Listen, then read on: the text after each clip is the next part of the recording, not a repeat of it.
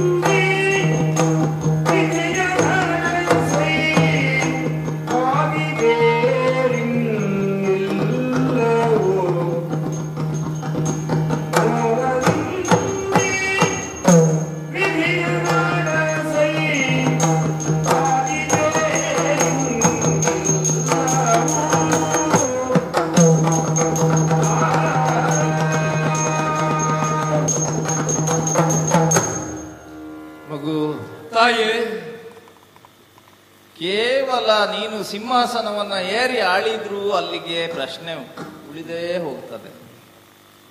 ಭೀಷ್ಮನ ನಂತರ ಯಾರು? ಅಷ್ಟು ಸಾಕಾಗುವುದಿಲ್ಲ ಕಂದ. ನಿನ್ನ ತಮ್ಮನ ಮಡದಿ ಎಂದಿರಿದ್ದಾರೆ. ಸುಖಕ್ಕಾಗಿ ನೀನು ಬಯಸಬೇಕು ಅಂತ ಆಡ್ತಾ ಇರುವುದಲ್ಲ ಕಂದ. ನಾಳೆ ಈ ರಾಜ್ಯವನ್ನ ಮುನ್ನಡೆಸಲಿಕ್ಕೆ ಬೇಕಾದಂತಹ ಯಾವ ಉತ್ತರ ದಾಯಿತ್ವವನ್ನು ಹೊಂದಬೇಕಾದಂತಹ ಒಂದು ಕುಲದ ಕುಡಿಯನ್ನ ಹೊಂದಲಿಕ್ಕೆ ಬೇಕಾಗಿ ಆದ್ರೂ ನಿಯೋಗ ಪದ್ಧತಿಯಲ್ಲಿ ಅವರನ್ನು ಕೂಡು. ಆ ಮೂಲಕವಾಗಿ ಒಂದು ಸಂತಾನವನ್ನ ಪಡೆಕಂದ. ಅದಲ್ಲ ಅಷ್ಟಕ್ಕೂ ನಿನ್ನ ಮನಸ್ಸು ಎಳೆಸುವುದಿಲ್ಲ ಅಂತ ಆದ್ರೆ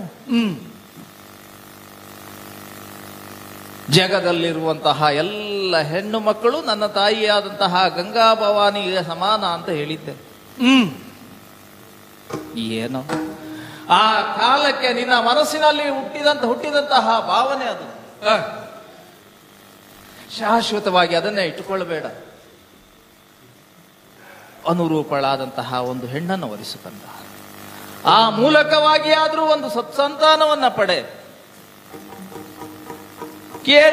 ಕೇಳುವವರ ಪ್ರಶ್ನೆಗೆ ಮುಂದೇನು ಎನ್ನುವಂತಹ ಪ್ರಶ್ನೆಗೆ ಉತ್ತರಿಸು ಕಂದ. ಇದಕ್ಕೆ ನೀನಲ್ಲದೆ ಯಾಕೆಂದು ಬಯಸುತ್ತೀಯೇ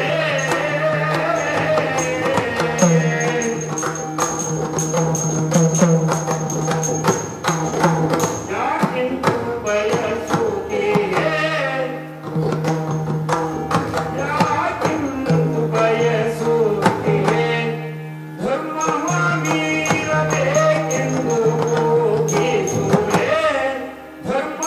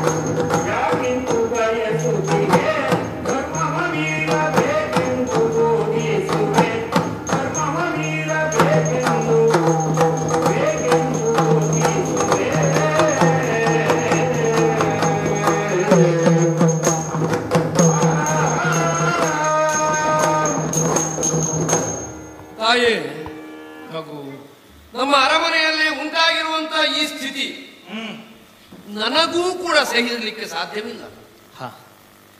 ಹಾಗಂತ ಈ ಪ್ರಶ್ನೆಗೆ ಇದೇ ಉತ್ತರ ಪರಿಹಾರ ಅಲ್ಲ ತಾಯಿ. ನಮ್ಮ ಎಣಿಕೆ ಇದೆಯಲ್ಲ, ಹೀಗಾಗಬೇಕು, ಇದೆಲ್ಲ ಏನಿದ್ರೆ ಒಂದು ಕಲ್ಪನಾ ವಿಲಾಸ. ಆದ್ರೆ ಪ್ರಪಂಚದಲ್ಲಿ ಯಾವತ್ತೂ ನಡೆಯುವುದೇನಿದೆ ಅದು ವಿಧಿ ವಿಲಾಸವಷ್ಟೇ. ತಾಯೇ, ಮಗು, ಆ ದಿವಸ ಅಂಬಿಗರ ಮನೆಯಿಂದ ನಿನ್ನನ್ನು ಕರ್ಕೊಂಡು ಬರುವಾಗ ನಾಡಿಗೆ ನನ್ನ ಕಣ್ಣ ಮುಂದೆ ಏನೇನೋ ಚಿತ್ರಗಳಿದ್ದು, ನಮ್ಮ ತಂದೆಯವರು ಗಂಗೆಯಂತಹ ಹೆಣ್ಣನ್ನು ಕಳಕೊಂಡು ಸಾಂಸಾರಿಕವಾದಂತಹ ಸುಖದಿಂದ ತ್ಯಕ್ತರಾದವರು ನಿನ್ನನ್ನು ಹೊಂದಿ ಜೀವನದಲ್ಲಿ ಸುಖದ ದಿನಗಳನ್ನು ಕಾಣ್ತಾರೆ. ತಂದೆಗಾಗಿ ಕರ್ತವ್ಯವನ್ನು ಮಾಡಬೇಕು ಅಂತ ಬಯಸಿದೆ ನಾನು. ಆದರೆ ಆ ಸುಖವೂ ಕೂಡ ಬಹಳ ದಿವಸ ಉಳಿಯಲಿಲ್ಲ. ಹಾಗಂತ ನಿಮ್ಮೀರುವರ ಸುಖ ದಾಂಪತ್ಯದ ಫಲವಾಗಿ ಹುಟ್ಟಿದ ಮಕ್ಕಳಿಬ್ಬರನ್ನು ಕಂಡಾಗ ಓಹೋ, ನಮ್ಮ ವಂಶದ ಉತ್ತರಾಧಿಕಾರಿಗಳು ಇವರು ಅಂತ ತೋರಿತ್ತು. ಆದರೆ ಚಿತ್ರಾಂಗ ಹಾಗೂ ವಿಚಿತ್ರ ವೀರ್ಯರು ಕಾರಣಾಂತರಗಳಿಂದ ನಮ್ಮ ಕಣ್ಣ ಮುಂದೆ ಸಾವನ್ನಪ್ಪಿದಾಗ ಈಗ ಎಲ್ಲವೂ ಶೂನ್ಯವಾಗಿ ತೋರ್ತಾ ಇದೆ. ಹೌದು ಕಂದ. ಹಾಗಂತ ಈ ಅರಾಜಕತೆ ಹೆಚ್ಚು ದಿವಸ ನಡೆಯಬಾರದು. ಪ್ರತಿಷ್ಠಿತವಾದಂತಹ ಶಶಿವಂಶದ ಸಿಂಹಾಸನಕ್ಕೆ ಉತ್ತರಾಧಿಕಾರಿಗಳನ್ನು ನಾವು ಜನಗಳಿಗೆ ತೋರಿ ಕೊಡಬೇಕಾಗಿದೆ. ಅದು ಅರಮನೆಯ ಹಿರಿಯರಾದಂತಹ ನಮ್ಮ ಕರ್ತವ್ಯವಾಗಿದೆ. ಆದರೆ ತಾಯೇ, ಇದಕ್ಕೆಲ್ಲ ನೀನು ನನ್ನನ್ನೇ ಗುರಿ ಮಾಡಿ ಭೀಷ್ಮ ನೀನೇ ಬದಲಾಗಬೇಕು, ಈ ಸಮಸ್ಯೆಗೆ ನೀನೇ ಪರಿಹಾರ ಅಂತ ಹೇಳಿದ್ರೆ, ತಾಯೇ, ನನ್ನಿಂದಲಾಗಿ ಸಮಸ್ಯೆ ಹುಟ್ಟಿಕೊಂಡದ್ದು ಹೌದು. ನನ್ನಿಂದಲಾಗಿ ಅಂತ ಹೇಳಿದರೆ ಆ ದಿವಸ ನಿನ್ನ ತಂದೆಯ ಕೋರಿಕೆಯನ್ನು ನಡೆಸುವ ಸಲುವಾಗಿ ನಾನು ಮಾಡಿದ ಪ್ರತಿಜ್ಞೆಗಳಿಂದ ಇಂತಹ ಒಂದು ಸ್ಥಿತಿ ಉದ್ಭವಿಸಿದೆ. ಹೌದು, ಆ ದಿವಸ ನಾನು ಸಿಂಹಾಸನವನ್ನು ಏರುವುದಿಲ್ಲ ಅಂತ ಪ್ರತಿಜ್ಞೆ ಮಾಡದೆ ಇರುತ್ತಿದ್ರೆ ಪ್ರಪಂಚದ ನಾರಿಯರೆಲ್ಲ ನನಗೆ ತಾಯಿ ಗಂಗೆಯ ಸಮಾನ, ನಾನು ಇನ್ನು ಮುಂದೆ ವಿವಾಹವಾಗುವನಲ್ಲ ಅಂತ ಪ್ರತಿಜ್ಞೆ ಮಾಡದೆ ಇರುತ್ತಿದ್ರೆ ಈ ಸ್ಥಿತಿ ನಿರ್ಮಾಣವಾಗುತ್ತಿರ್ಲಿಲ್ಲ. ಸರಿ, ಆದ್ರೆ ಯಾರು ತಾನೇ ಊಹಿಸಿದ್ರು ಹೀಗಾಗ್ತದೆ ಅಂತ? ಆ ಎರಡು ಘನವಾದ ಪ್ರತಿಜ್ಞೆಗಳನ್ನು ಮಾಡದೆ ಇರುತ್ತಿದ್ರೆ ನಿನ್ನನ್ನು ನನ್ನ ತಂದೆಗೆ ಪತ್ನಿಯನ್ನಾಗಿ ಹೊಂದುವ ಸಂದರ್ಭವೇ ಇರಲಿಲ್ಲ. ನನ್ನ ಪರಮ ಕರ್ತವ್ಯವೇ ಅದಾಗಿತ್ತು. ಮಗನಾಗಿ ನಾನು ಮಾಡಬೇಕಾದ್ದನ್ನು ಮಾಡಿದೆ. ತಾಯೇ, ಈಗ ಸ್ಥಿತಿ ನಿರ್ಮಾಣವಾಗಿದೆ ಸರಿ, ಆದ್ರೆ ಇದಕ್ಕಾಗಿ ನಾನು ಧರ್ಮವನ್ನು ತ್ಯಜಿಸಬೇಕೆ? ತಾಯೇ, ಏನು? ತ್ರೇತಾಯುಗದ ಯುಗ ಪುರುಷನಾದಂತಹ ರಾಮನಿಂದ ಬಂದಂತಹ ಮಾತನ್ನು ಮತ್ತೊಮ್ಮೆ ನಿಮಗೆ ನೆನಪಿಸ್ತೇನೆ ಅಷ್ಟೇ. ಧರ್ಮೋ ಹಿ ಪರಮೋನಗೆ ಧರ್ಮೇ ಸತ್ಯಂ ಪ್ರತಿಷ್ಠಿತಂ. ಪ್ರಪಂಚದಲ್ಲಿ ಧರ್ಮವೇ ಶ್ರೇಷ್ಠವಾದದ್ದು. ಆ ಧರ್ಮವನ್ನು ನಾವು ಎಲ್ಲಿ ಗುರುತಿಸಬೇಕು ಅಂತ ಕೇಳಿದ್ರೆ ಸತ್ಯದಲ್ಲಿ ಗುರುತಿಸಬೇಕು. ತಾಯಿ, ಈ ದಿವಸ ನೀವು ಹೇಳ್ತಾ ಇದ್ದೀರಿ ವಂಶದ ಉಳಿಯುವಿಕೆಗಾಗಿ ಭೀಷ್ಮ ಬದಲಾಗಬೇಕು, ಭೀಷ್ಮ ಮತ್ತೆ ಮದುವೆ ಆಗಬೇಕು. ಯಾವ ನಾಲಿಗೆಯಿಂದ ನಾನು ವಿವಾಹಿತನಾಗುವವನಲ್ಲ, ನಾರಿಯರೆಲ್ಲ ನನಗೆ ತಾಯಿ ಗಂಗೆಯ ಸಮಾನ ಅಂತ ಹೇಳಿದೆನೋ, ಇದೇ ನಾಲಿಗೆಯಿಂದ ನಾನು ಪ್ರಪಂಚದ ಮುಂದೆ ನಾನು ಭೀಷ್ಮನಲ್ಲ, ನಾನು ಮತ್ತೆ ಹೆಣ್ಣನ್ನು ಪತ್ನಿಯ ರೂಪದಲ್ಲಿ ನೋಡ್ತೇನೆ ಅಂತ ಹೇಳಬೇಕೆ? ವಂಶಕ್ಕಾಗಿ ಮಾಡಬೇಕು ಕಂದ. ತಾಯೇ, ಸಿಂಹಾಸನವನ್ನು ಏರುವುದಿಲ್ಲ ಅಂತ ಘೋಷಿಸಿದಂತ ನಾನು ಇಲ್ಲ, ನನ್ನ ನಾಲಿಗೆಯನ್ನು ತಿದ್ದಿಕೊಳ್ತೇನೆ, ನಾಲಿಗೆ ಜಾರ್ತದೆ, ನಾನು ಸಿಂಹಾಸನವನ್ನು ಏರ್ತೇನೆ ಅಂತ ಹೇಳಬೇಕೆ? ಕುಲದ ಉಳಿವು ಅಷ್ಟೇ ಮುಖ್ಯ ಅಲ್ವೇ ತಾಯೇ? ಕುಲದ ಉಳಿಯುವಿಕೆಯೂ ಮುಖ್ಯ. ಹಾಗಂತ ಒಬ್ಬ ವ್ಯಕ್ತಿಯ ಸತ್ಯವೂ ಒಬ್ಬ ವ್ಯಕ್ತಿಯ ಧರ್ಮವೂ ಮುಖ್ಯವಲ್ಲವೇ? ನಾನು ಮೊದಲೇ ಸ್ಪಷ್ಟವಾಗಿ ಒಂದು ತೀರ್ಮಾನಕ್ಕೆ ಬಂದಿದ್ದೇನೆ. ಪ್ರಪಂಚದಲ್ಲಿ ನಾವು ಯಾವುದಕ್ಕೂ ಕಾರಣರಾಗಲಿಕ್ಕೆ ಸಾಧ್ಯ ಇಲ್ಲ. ನಾವು ಉಪಾಧಿ ಮಾತ್ರವೇ, ಸಾಕ್ಷಿ ಪ್ರಜ್ಞೆಯಿಂದ ಮಾತ್ರವೇ ಪ್ರಪಂಚವನ್ನು ನನ್ನಂಥವರು ನೋಡ್ಬೇಕೇ ವಿನಃ ನಾನು ಯಾವುದಕ್ಕೂ ಕಾರಣನಾಗಿ ಯಾವುದಕ್ಕೂ ಕರ್ತನಾಗಿರ್ಲಿಕ್ಕೆ ಸಾಧ್ಯವಿಲ್ಲ ತಾಯೇ. ಆದ್ದರಿಂದ ನೀವು ಹೇಳಿದ್ದು ಸರಿ, ಸಾಧು. ಬಹುಶಃ ಎಲ್ಲಿಯೋ ನಿಮಗೂ ಇದೊಂದು ಬಂದಿರಬೇಕು. ನನ್ನಿಂದಲಾಗಿ ಅಂತ ನಾನು ಮಾಡಿದ ಪ್ರತಿಜ್ಞೆಯಿಂದ ಈ ಸ್ಥಿತಿ ನಿರ್ಮಾಣವಾಗಿದೆ ಅಂತ ಹೇಗೆ ತಿಳಿದೇನೋ, ನಿಮ್ಮ ಮನಸ್ಸಿಗೂ ಕೂಡ ನಿಮ್ಮನ್ನು ತರುವ ಸಲುವಾಗಿ ಮಾಡಿದ ಪ್ರತಿಜ್ಞೆಗಳಿಂದ ಅಂತ ತೋರಿರಬೇಕು. ಆದ್ದರಿಂದಲೇ ನೀವು ನಿನಗಾಗಿ ಮಾಡಿದ ಪ್ರತಿಜ್ಞೆ ಅಂತ ಹೇಳ್ತೀರಿ. ತಾಯೇ, ಯಾರಿಗಾಗಿಯೇ ನಾವು ಮಾತನ್ನು ಆಡಿರಲಿ, ಮಾತು ಮಾತೆ, ಮಾತೇ ಸತ್ಯ. ವಿಚಲಿತನಾಗಲಾರೆ, ನನ್ನ ಧರ್ಮದಿಂದ ನಾನು ಚ್ಯುತನಾಗಲಾರೆ. ಬೇಕಾದರೆ ಎಂಥ ಸಂದರ್ಭವೇ ಬರಲಿ, ಪ್ರಪಂಚದಲ್ಲಿ ಸೂರ್ಯನ ಬಿಸಿಯನ್ನು ಕಳ್ಕೊಳ್ಳಲಿ, ತಂಗದಿರ ಚಂದನೆ ಬಿಸಿಯಾಗಿ ತೋರಲಿ, ಶಿಲಾಗ್ರದ ಮೇಲೆ ಕಮಲವನ್ನು ಹುಟ್ಟಲಿ, ವಾಯು ತನ್ನ ಗುಣವನ್ನು ಕಳ್ಕೊಳ್ಳಲು ನಿಷ್ಠನಾಗಿ ಒಂದೆಡೆ ನಿಂತರೂ ಸರಿ, ಭೀಷ್ಮ ತನ್ನ ಮಾತಿಗೆ ಬದ್ಧ, ಭೀಷ್ಮ ಅಚಲ. ತಾಯೇ, ವಿನಮ್ರವಾಗಿ ತಿರಸ್ಕರಿಸುತ್ತಾ ಇದ್ದೇನೆ. ನಾನು ಮಾಡಿದ ಪ್ರತಿಜ್ಞೆಗೆ ಬದ್ಧನಾಗಿದ್ದೇನೆ. ನಾನು ಸಿಂಹಾಸನವನ್ನು ಏರುವುದಿಲ್ಲ, ನಾನು ವಿವಾಹಿತನಾಗುವುದಿಲ್ಲ. ಮಾತ್ರವಲ್ಲ, ಅದರ ಎಡೆಯಲ್ಲಿಯೇ ತಾವೊಂದು ಅವಕಾಶವನ್ನು ಪ್ರಸ್ತಾಪವನ್ನು ಮಾಡಿದಿರಿ, ನಿಯೋಗ. ತಾಯೇ, ಅದಕ್ಕೂ ಕೂಡ ಸಮ್ಮತಿಸಲಾರೆ ನಾನು.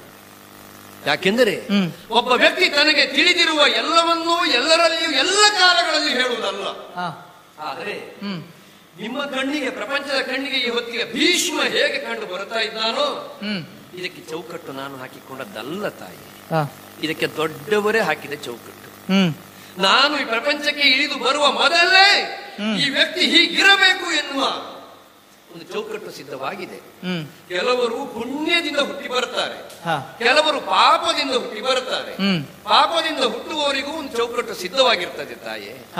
ನನಗಾಗಿ ಮೊದಲೇ ಸಿದ್ಧಪಡಿಸಿದ ಚೌಕಟ್ಟಿನಲ್ಲಿ ಭೀಷ್ಮನ ವ್ಯಕ್ತಿತ್ವ ಹೀಗೆ ಅಂತ ಉಂಟು.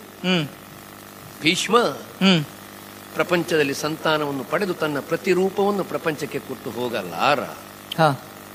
ಆದ್ದರಿಂದ ಈ ವಿಚಾರದಲ್ಲಿ ಇನ್ನು ಮಾತು ಬೇಡ ತಾಯಿ. ಮಗು, ನನ್ನಿಂದ ಸಾಧ್ಯವಿಲ್ಲ, ಸಿಂಹಾಸನವನ್ನ ಏರುವುದಿಲ್ಲ ಅಂತ. ಅದು ಸಾಧ್ಯವಿಲ್ಲ ನನ್ನಿಂದ. ನೀನಲ್ಲದೆ ನಮಗೆ ಯಾರು ಆಧಾರ ಕಂದ? ನೀನೇ ಮಗಧಾರವೀಗ ಏನ ಕೈವುದೇರು.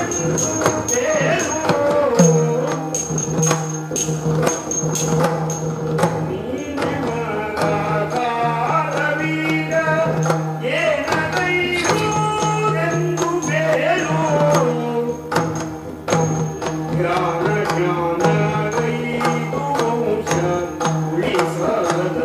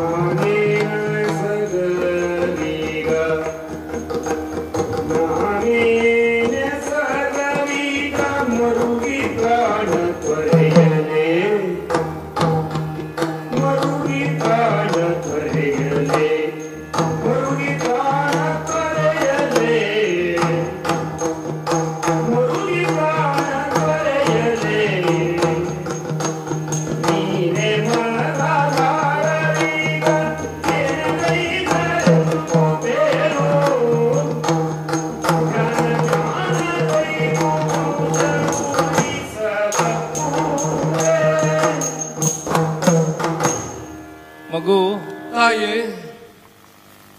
ನೀನು ಮಾಡಿಕೊಂಡಂತಹ ಪ್ರತಿಜ್ಞೆ ನನಗಾಗಿ ಮಾಡಿದ ಪ್ರತಿಜ್ಞೆ. ಅದು ನಿನ್ನ ಸ್ವಂತಿಕೆಯೇ ಆದರೂ ಬಿಡು ಅಂತ ಹೇಳಿದ್ದೆ ಯಾಕೆ ಗೊತ್ತೇ? ಕೇವಲ ನಾವಾಡಿದಂತಹ ಮಾತಿಗಾಗಿ ನಮ್ಮ ವಂಶವೇ ನಾಶ ಆಗ್ತಾ ಇದೆ ಎನ್ನುವ ಕಾಲಕ್ಕೆ ವಂಶಕ್ಕಾಗಿ ಆದರೂ ಅದನ್ನ ಬಿಡುವಂತ ಆಡಿದೆ. ಚಿತ್ರಾಂಗ ವಿಚಿತ್ರ ವೀರ್ಯರು ಬದುಕಿದ್ದ ಕಾಲಕ್ಕೆ ನಿನ್ನಲ್ಲಿ ಇಂತಹ ಮಾತಾಡಿದ್ದನೋ ನಾನು? ಮುಂದೇನು ಎನ್ನುವಂತಹ ಪ್ರಶ್ನೆಯೇ ನಮಗೆ ಬಾಧಿಸಿದ್ದಿಲ್ಲ. ಯೋಗ್ಯರಿದ್ದಾರೆ, ಎಲ್ಲವೂ ಸಾಂಗವಾಗಿ ನಡೆದು ಹೋಗುತ್ತದೆ ಅಂತ ಯೋಚಿಸಿದ್ದೆವು. ಆದ್ರೆ ಕಂದ, ಚಿಂತೆಯೇ ಚಿತೆಯಾಗಿ ನನ್ನನ್ನು ದಿನ ದಿನಕ್ಕೂ ಸುಡುತ್ತಾ ಉಂಟು. ಅಮ್ಮ, ಹೆಣ್ಣಾದಂತಹ ನಾನೇನು ಮಾಡ್ಲಿ ಅಂತ ಯೋಚಿಸ್ತಾ ಕುಳಿತುಕೊಳ್ಳಲೆ.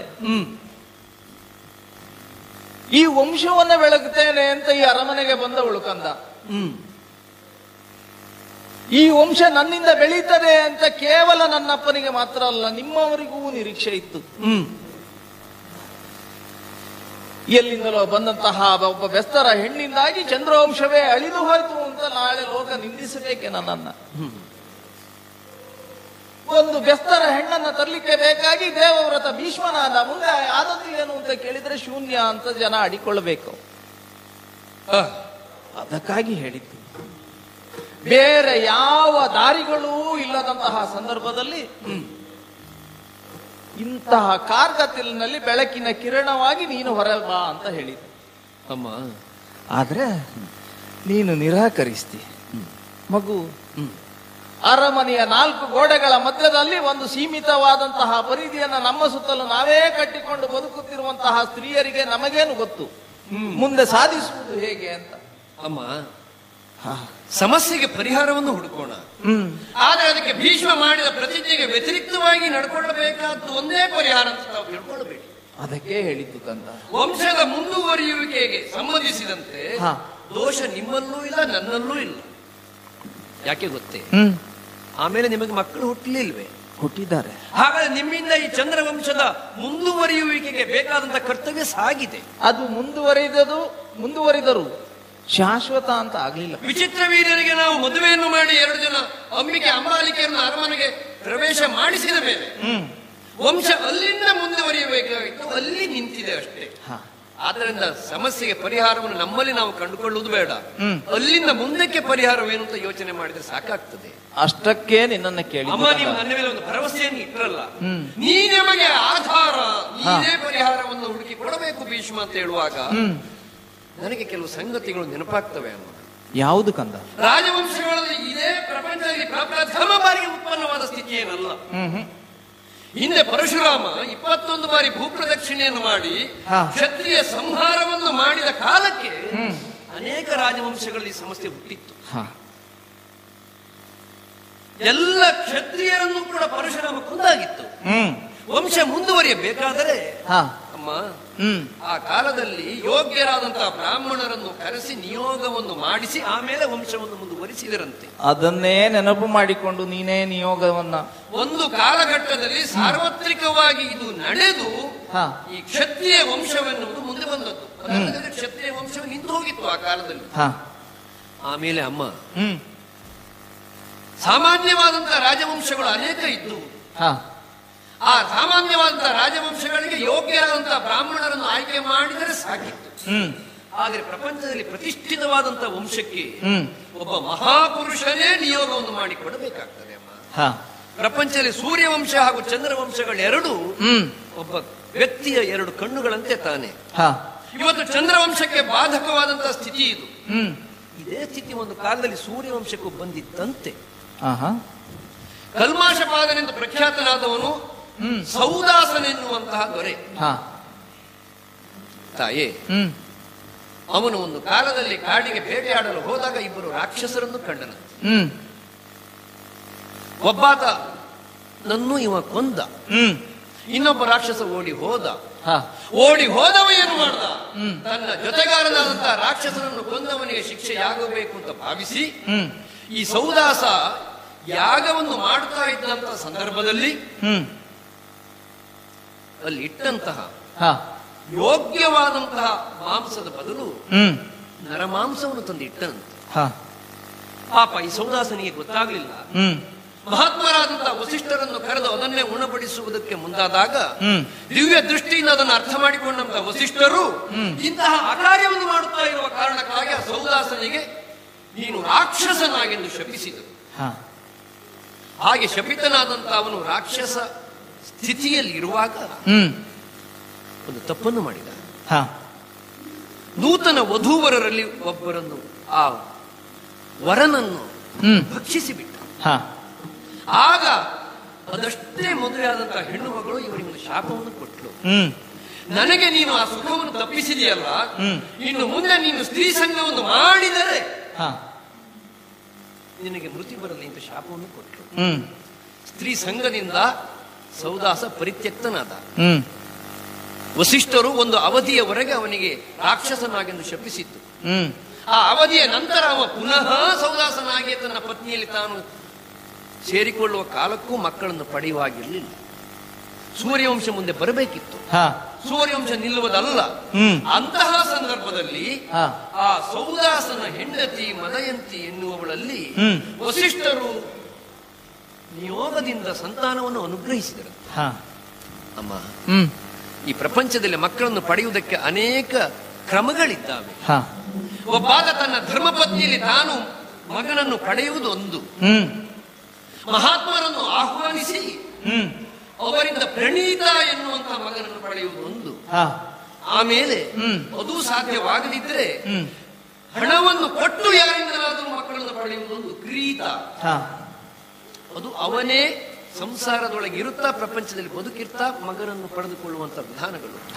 ಇನ್ನು ಹೆಣ್ಣಾದವಳಿಗೂ ಕೂಡ ಪಡೆಯಲಿಕ್ಕೆ ಅನೇಕ ಮಾರ್ಗಗಳುಂಟು. ಕಾನೀನವಿದೆ, ಕುಂಡವಿದೆ. ಆದರೆ ಈ ಕಾಲಕ್ಕೆ ನಮ್ಮ ಚಂದ್ರವಂಶಕ್ಕೆ ಶೋಭಿತವಾಗುವಂತ ಒಂದು ಪರಿಹಾರ ಅಂತ ನನಗೆ ತೋರ್ತದೆ. ಏನು ಅಮ್ಮ? ಯಾವುದಾದರೂ ಒಬ್ಬ ಮಹಾತ್ಮ, ಯಾವುದಾದರೂ ಒಂದು ತಪಸ್ವಿ, ಅವನ ಅನುಗ್ರಹ ನಮಗಾಗಬೇಕು. ಯಾಕೆಂತ ಕೇಳಿದರೆ ನಮ್ಮ ಅರಿವಿಗೆ ಬಾರದಂತೆ ಯಾವುದೋ ಒಂದು ದೋಷವಿದೆ. ಒಬ್ಬ ಮಹಾತ್ಮನ ಆಗಮನದಿಂದ, ಒಬ್ಬ ಮಹಾತ್ಮನ ಅನುಗ್ರಹದಿಂದ ನಮ್ಮಲ್ಲಿರುವಂತಹ ಈ ಪಾಪವೆಲ್ಲವೂ ನಿವಾರಣೆಯಾಗಿ ಒಂದು ಪುಣ್ಯ ಸಂತಾನವೆನ್ನುವುದು ಈ ಅಂಬಿಕೆ ಅಂಬಾಲಿಕೆಯಲ್ಲಿ ಉದ್ಭವಿಸಿ ನಮ್ಮ ವಂಶವನ್ನು ಮುಂದುವರಿಸಲಿ. ಅಮ್ಮ, ನೀನು ಸೂಚಿಸಿದಂತೆ ನಿಯೋಗವಾಗಲಿ. ಆದ್ರೆ ಅದು ನನ್ನಿಂದ ಸಾಧ್ಯವಿಲ್ಲ. ಅದಕ್ಕಾಗಿ ಯಾವುದಾದರೂ ಒಬ್ಬ ಮಹಾತ್ಮನು ಇಲ್ಲಿಗೆ ಆಗಮನವಾಗುವಂತೆ ಯೋಚಿಸು ನೀನು, ನೆನಪಿಸಿಕೋ ನೀನು. ಯಾವುದಾದರೂ ಮಹಾತ್ಮನ ಹೆಸರು ನೆನಪಾಗ್ತದ ನೋಡು ನಿನಗೆ. ಮಗು, ನೀನು ಹೀಗೆ ಹೇಳುವಾಗ ನನ್ನ ಸ್ಮೃತಿ ಎಚ್ಚರ ಆಗ್ತಾ ಉಂಟು. ಒಂದು ನೆನಪು ಬರ್ತಾ ಉಂಟು. ಯಾರಮ್ಮ ಪುಣ್ಯಾತ್ಮ? ಇದ್ದಾನೆ ಕಂದ.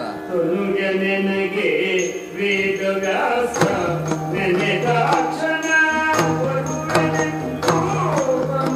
ನನಗೆ ವೇದವ್ಯಾಸ ನೆನೆದಾಕ್ಷಣ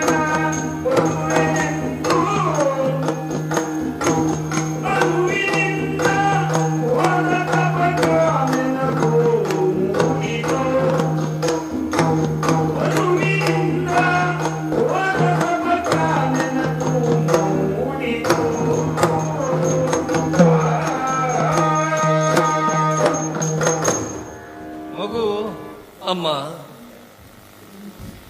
ನಿಯೋಗ ಪದ್ಧತಿಯನ್ನೇ ಅನುಸರಿಸುವುದಾದ್ರೆ ನಿನಗಾಗುವುದಿಲ್ಲ. ಮತ್ತೊಬ್ಬ ಮಹಾತ್ಮನನ್ನ ಕರೆಸಬಹುದು ಅಂತ ನೀನು ಆಡಿದೆಯಲ್ಲ. ನೀನು ಹೇಳಿದ ಕ್ಷಣದಲ್ಲಿ ನನ್ನ ಸ್ಮೃತಿ ಪಟಲಕ್ಕೆ ಬಂದದ್ದು. ತಪಸ್ವಿಯಾಗಿರಬೇಕು, ಮಹಾತ್ಮನಾಗಿರಬೇಕು. ಯಾರಮ್ಮ ಅಂಥವರು? ನನ್ನ ಮಗನೇ. ನಿನ್ನ ಮಗ ಕಂದ. ವಿಚಿತ್ರವೀರ್ಯ ಚಿತ್ರಾಂಗದರಲ್ಲದೆ ಮೊದಲೊಬ್ಬ ಮಗ. ಹೌದು. ಕುತೂಹಲವಾಗ್ತದೆ ಅಮ್ಮ. ಹೇಳಬಹುದಾದ್ರೆ ನಿನ್ನ ಸಂಕೋಚ ಬೇಡ, ಭೀತಿ ಬೇಡ. ಭೀಷ್ಮ ಏನಾದರೂ ತಿಳಿದಾನು ಎನ್ನುವ ಶಂಕೆ ಬೇಡ. ಅಮ್ಮ ಹೇಳಮ್ಮ. ನಿನ್ನ ತಂದೆಯವರನ್ನ ಕೈ ಹಿಡಿಯೋ ಪೂರ್ವದಲ್ಲಿಯೇ ನನಗೆ ಹುಟ್ಟಿದಂತಹ ಮಗ. ಯಾವ ಕಾಲಕ್ಕೆ ಯಮುನಾ ನದಿಯಲ್ಲಿ ನಾನು ದೋಣಿಯನ್ನ ದಾಟಿಸುತ್ತಿದ್ದೇನೆ, ಅದು ಕೇವಲ ಜೀವನೋಪಾಯಕ್ಕಾಗಿ ಮಾಡುತ್ತಿರುವಂತಹ ಕೆಲಸ ಆಗಿರಲಿಲ್ಲ ನನ್ನದೋ ನನ್ನ ತಂದೆಯವರು. ಧರ್ಮವಾಗಿತ್ತು. ಅಂತಹ ಕಾಲಕ್ಕೆ ಅದೆಷ್ಟೋ ಪರಮ ಧಾರ್ಮಿಕರು ನಾವು ನಡೆಸುವಂತಹ ನಾವೆಯಲ್ಲಿ ಬಂದು ಕೂತು ನದಿಯನ್ನ ದಾಟಿ ಹೋಗ್ತಿದ್ರು. ಒಂದು ದಿನ ನಾನು ನಾವೆಯನ್ನು ಕೊಂಡೊಯ್ಯುವಂತಹ ಸಂದರ್ಭದಲ್ಲಿ ಮಹಾ ತೇಜೋವಂತರಾದಂತಹ ಮಹಾ ತಪಸ್ವಿಗಳಾದಂತಹ ಪರಾಶರ ಮುನಿಗಳ ಆಗಮನ ಆಯಿತು. ಪರಾಶರರು ಸೂರ್ಯವಂಶವನ್ನು ನಿಯೋಗದಿಂದ ಮುಂದುವರಿಸಿದಂತಹ ವಸಿಷ್ಠರ ಮೊಮ್ಮಗ. ಹೌದು. ನಾವೇ ಅಲ್ಲಿ ಕುಳಿತರು. ನಾನು ನನ್ನಷ್ಟಕ್ಕೆ ದೋಣಿಯನ್ನ ನಡೆಸುತ್ತಾ ಸಾಗಿದೆ. ಯಮುನೆಯ ಮಧ್ಯ ಭಾಗಕ್ಕೆ ದೋಣಿ ಸಾಗುತ್ತಾ ಇರುವ ಕಾಲಕ್ಕೆ ನನ್ನನ್ನೇ ತದೇಕ ಚಿತ್ತರಾಗಿ ನೋಡುತ್ತಿರುವಂತಹ ಅವರಿಗೆ ನನ್ನ ಮೇಲೆ ಕಾಮ ವಾಂಛೆ ಉತ್ಪತ್ತಿಯಾಯಿತು. ನನ್ನನ್ನು ಹೊಂದಬೇಕು ಎನ್ನುವಂತಹ ಆಶಯವನ್ನು ವ್ಯಕ್ತಪಡಿಸಿದ್ರು. ಸಾಮಾನ್ಯರಿಗಾದರೆ ಹೆಣ್ಣನ್ನು ನೋಡಿದಾಗ ಹುಟ್ಟುವ ಕಾಮ ವಾಂಛೆ ದೈಹಿಕವಾಗಿರ್ತದೆ. ಆದರೆ ಪರಾಶರರಂಥವರಿಗಾದರೆ ಮಾನಸಿಕ ವ್ಯಾಪಾರ. ಯಾಕ ಬಯಸಿದ್ರೋ ಗೊತ್ತಿಲ್ಲ, ಬಯಕೆಯನ್ನು ಹೊರಹಾಕಿದ್ರು. ಮಹಾ ತಪಸ್ವಿಗಳು ವಿರೋಧಿಸಿದ್ರೆ ಶಪಿಸಿ ಬಿಡ್ತಾರೆ ಎನ್ನುವಂತಹ ಭಯ. ಹಾಗಂತ ಇನ್ನು ಕನ್ಯಾವಸ್ಥೆಯಲ್ಲಿ ಇರುವವಳು ನಾನು. ಒಪ್ಪಿಗೆಯನ್ನು ಸೂಚಿಸಿದ್ರೆ ಮುಂದೇನೋ ಎನ್ನುವ ಭಯ. ಮನಸ್ಸಿಗೆ ಧೈರ್ಯವನ್ನು ತುಂಬಿದರು. ಎಲ್ಲವೂ ಸಂಕಲ್ಪದಲ್ಲಿಯೇ ನಡೆದು ಹೋಗುತ್ತದೆ ಎನ್ನುವ ಹಾಗೆ ತೋರಿಸಿಕೊಟ್ರು. ಯಮುನಾ ನದಿಯ ಮಧ್ಯದಲ್ಲಿ ಒಂದು ದ್ವೀಪ ನಿರ್ಮಾಣ ಆಯಿತು. ಹೊರ ಪ್ರಪಂಚಕ್ಕೆ ಯಾವುದೂ ಕಾಣದ ಹಾಗೆ ಮಂಜು ಮುಸುಕಿಕೊಳ್ಳಿತು. ನಾನು ನನ್ನನ್ನು ಸಮರ್ಪಿಸಿಕೊಂಡೆ ಎನ್ನುವಕ್ಕಿಂತ ಹೆಚ್ಚಾಗಿ ಅವರು ನನ್ನನ್ನು ಸೆಳೆದುಕೊಂಡ್ರು. ನಮ್ಮೀರುವರ ಸಮಾಗಮದಲ್ಲಿ 9 ತಿಂಗಳು ಹೊರಲಿಲ್ಲ ಕಂದ. ನಾನು ಸದ್ಯೋಜಾತನಾದಂತಹ ಕಂದ ಜನಿಸಿದ. ಜನಿಸಿದಾಕ್ಷಣ ರೋಧಿಸಲಿಲ್ಲ. ತಂದೆಯಷ್ಟೆತ್ತರಕ್ಕೆ ಬೆಳೆದು ನಿಂತ. ಋಷಿಗಳ ತಪಸ್ಸಿನ ಶಕ್ತಿ ಅದು ಅಂತ ಹೇಳಬೇಕಾಗಿಲ್ಲ ತಾನು. ಬೆಳೆದು ನಿಂತಹ ಮಗ ತಪಸ್ಸಿಗಾಗಿ ಹೋಗ್ತೇನೆ ಅಮ್ಮ, ಬಯಸಿದಾಗ ನೀನು ಕರೆದಾಗ ಬರ್ತೇನೆ ಅಂತ ನಮಸ್ಕರಿಸಿ ಹಿಂತಿರುಗಿ ನೋಡದೆ ಹೊರಟು ಹೋದ. ಪ್ರಪಂಚದಲ್ಲಿ ಒಂದು ಸಾಮಾನ್ಯವಾದಂತ ಮಾತಿದೆ, ಹೆಣ್ಣು ಮಕ್ಕಳು ತಂದೆಯನ್ನು ಹೋಲುತ್ತಾರೆ, ತಂದೆ ಗುಣ ಸ್ವಭಾವವನ್ನು ಹೊಂದಿಕೊಳ್ತಾರೆ, ಗಂಡು ಮಕ್ಕಳು ತಾಯಿಯ ಗುಣ ಸ್ವಭಾವವನ್ನು ಹೊಂದಿಕೊಳ್ತಾರೆ ಅಂತ. ಆದರೆ ಪರಾಶರರ ತಪಶಕ್ತಿಯೇ ಅಷ್ಟು ಆಕರ್ಷಣ ಶಕ್ತಿಯನ್ನು ಇಟ್ಟುಕೊಂಡ ಕಾರಣಕ್ಕೆ, ಪ್ರಭಾವ ಉಳ್ಳದ್ದಾಗಿದ್ದಕ್ಕಾಗಿ ಜನಿಸಿದಾಕ್ಷಣ ತಪಸ್ಸಿಗೆ ಹೊರಟನೆ ಮಗ. ಹೌದು ಕಂದ. ಅವರ ತಪ ಪ್ರಭಾವದಿಂದ ಅಲ್ಲಿಯವರೆಗೆ ಮತ್ಸ್ಯಗಂಧಿಯಾದಂತಹ ನಾನು ಯೋಜನಗಂಧಿಯಾದೆ. ಎರಡೂ ಗಂಧವೇ. ಯಾವ ನಿಮ್ಮ ತಂದೆಯವರನ್ನ ಸೆಳೆದದ್ದೋ, ಯಾವ ನಿನ್ನನ್ನ ಬರ್ಲಿಕ್ಕೆ ದಾರಿಯನ್ನ ತೋರಿಸಿದ್ದೋ, ಅವರ ತಪ ಪ್ರಭಾವದಿಂದ ಉಂಟಾದಂತಹ ಬದಲಾವಣೆ. ಯಾವ ಮೀನಿನ ವಾಸನೆ ಇತ್ತು ನನ್ನ ಹುಟ್ಟಿನಲ್ಲಿ, ಅದನ್ನ ದೂರೀಕರಿಸಿ ಸುವಾಸನೆ ನನ್ನ ದೇಹದಿಂದ ಹೊರಹೊಮ್ಮುವ ಹಾಗೆ ಮಾಡಿದೆ. ಅಮ್ಮ, ಸಮಸ್ಯೆಗೆ ಪರಿಹಾರವಾಗಿ ಒಬ್ಬ ತಪಸ್ವಿಯನ್ನು, ಒಬ್ಬ ಮಹಾತ್ಮನನ್ನ ನೆನಪಿಸಿಕೊಳ್ಳಿ ಎಂದಾಕ್ಷಣ ನಿಮಗೆ ಅವನ ನೆನಪಾಗ್ತದೆ. ನನ್ನ ಮಗ ನೆನಪಾದ. ಯಾವ ಯಮುನೆಯ ಮಧ್ಯದ ದ್ವೀಪದಲ್ಲಿ ಹುಟ್ಟಿದ. ನೀನು ಹೇಳಿದ್ದು ಒಂದು ಮಾತು ಸತ್ಯ. ಹುಟ್ಟಿದ ಗಂಡು ಮಕ್ಕಳು ತಾಯಿಯನ್ನ ಹೋಲುತ್ತಾರೆ, ಹೋಲಬೇಕಿತ್ತು. ಬಣ್ಣದಲ್ಲಿ ನನ್ನನ್ನು ಹೋಲುತ್ತಾನೆ, ನನ್ನ ಹಾಗೆಯೇ ಕಪ್ಪಿದ್ದಾನೆ. ಹಾಗಾಗಿ ಅವನ ತಂದೆಯವರು ಅವನನ್ನ ಕೃಷ್ಣ ದ್ವೈಪಾಯನ ಅಂತ ಕರೆದರು. ದ್ವೀಪದ ಮಧ್ಯದಲ್ಲಿ ಹುಟ್ಟಿದವ. ಕ್ಷೇತ್ರದ ಗುಣವಲ್ಲ, ಬೀಜದ ಗುಣವೇ ಪ್ರಧಾನ ಅಂತ ಆದ್ರೆ ನಾವು ಅದನ್ನೇ ಅಲ್ಲವೇ ಹುಡುಕುತ್ತಾ ಇದ್ದದ್ದು ಇಲ್ಲಿಯ ಕ್ಷೇತ್ರಕ್ಕೆ. ಅಮ್ಮ, ನಿಮಗೆ ಅವ ನೆನಪಾಗ್ತಾನೆ? ಅವ ಎಲ್ಲಿದ್ದಾನೋ, ಏನಾದ್ರು ಹೇಳಿ ಹೋಗಿದ್ದಾನೋ ನಿಮಗೆ? ಅವ ವ್ಯಾಸನೂ ಹೌದು. ವೇದವನ್ನು ವಿಭಾಗಿಸಿ ವೇದವ್ಯಾಸ ಅಂತ ಕರೆಸಿಕೊಂಡಿದ್ದಾನಂತೆ ನಾನು ಕೇಳಿದ ವರ್ತಮಾನ. ಅಮ್ಮ, ನಾನು ಎಲ್ಲಿದ್ರು ನೀವು ಕರೆದಾಕ್ಷಣ ಬರ್ತೇನೆ ಅಂತ ಆಡಿದ್ದಾನೆ. ನಿನಗೂ ಸಮ್ಮತ ಇದ್ರೆ, ಇಂಥದ್ದೊಂದು ನಿಯೋಗಕ್ಕೆ ಎಲ್ಲರ ಸಮ್ಮತಿಯು ಉಂಟು ಅಂತಾದ್ರೆ ಕರೆಸಲು ಆತನ. ಅಮ್ಮ, ದೋಷವಾಯ್ತು ನನಗೆ.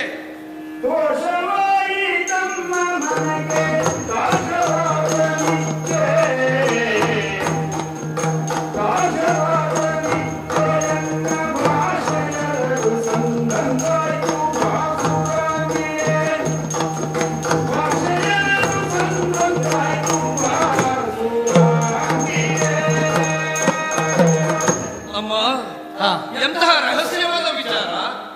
ಬಹುಶಃ ಇದಲ್ಲದೆ ಹೋಗಿದ್ರೆ ಬೇರೊಂದು ಸ್ಥಿತಿಯಲ್ಲಿ, ಬೇರೊಂದು ಸಂದರ್ಭದಲ್ಲಿ ಈ ರಹಸ್ಯ ತಮ್ಮ ಬಾಯಿಂದ ಹೊರಬರಲಿಕ್ಕೆ ಸಾಧ್ಯವಿಲ್ಲ.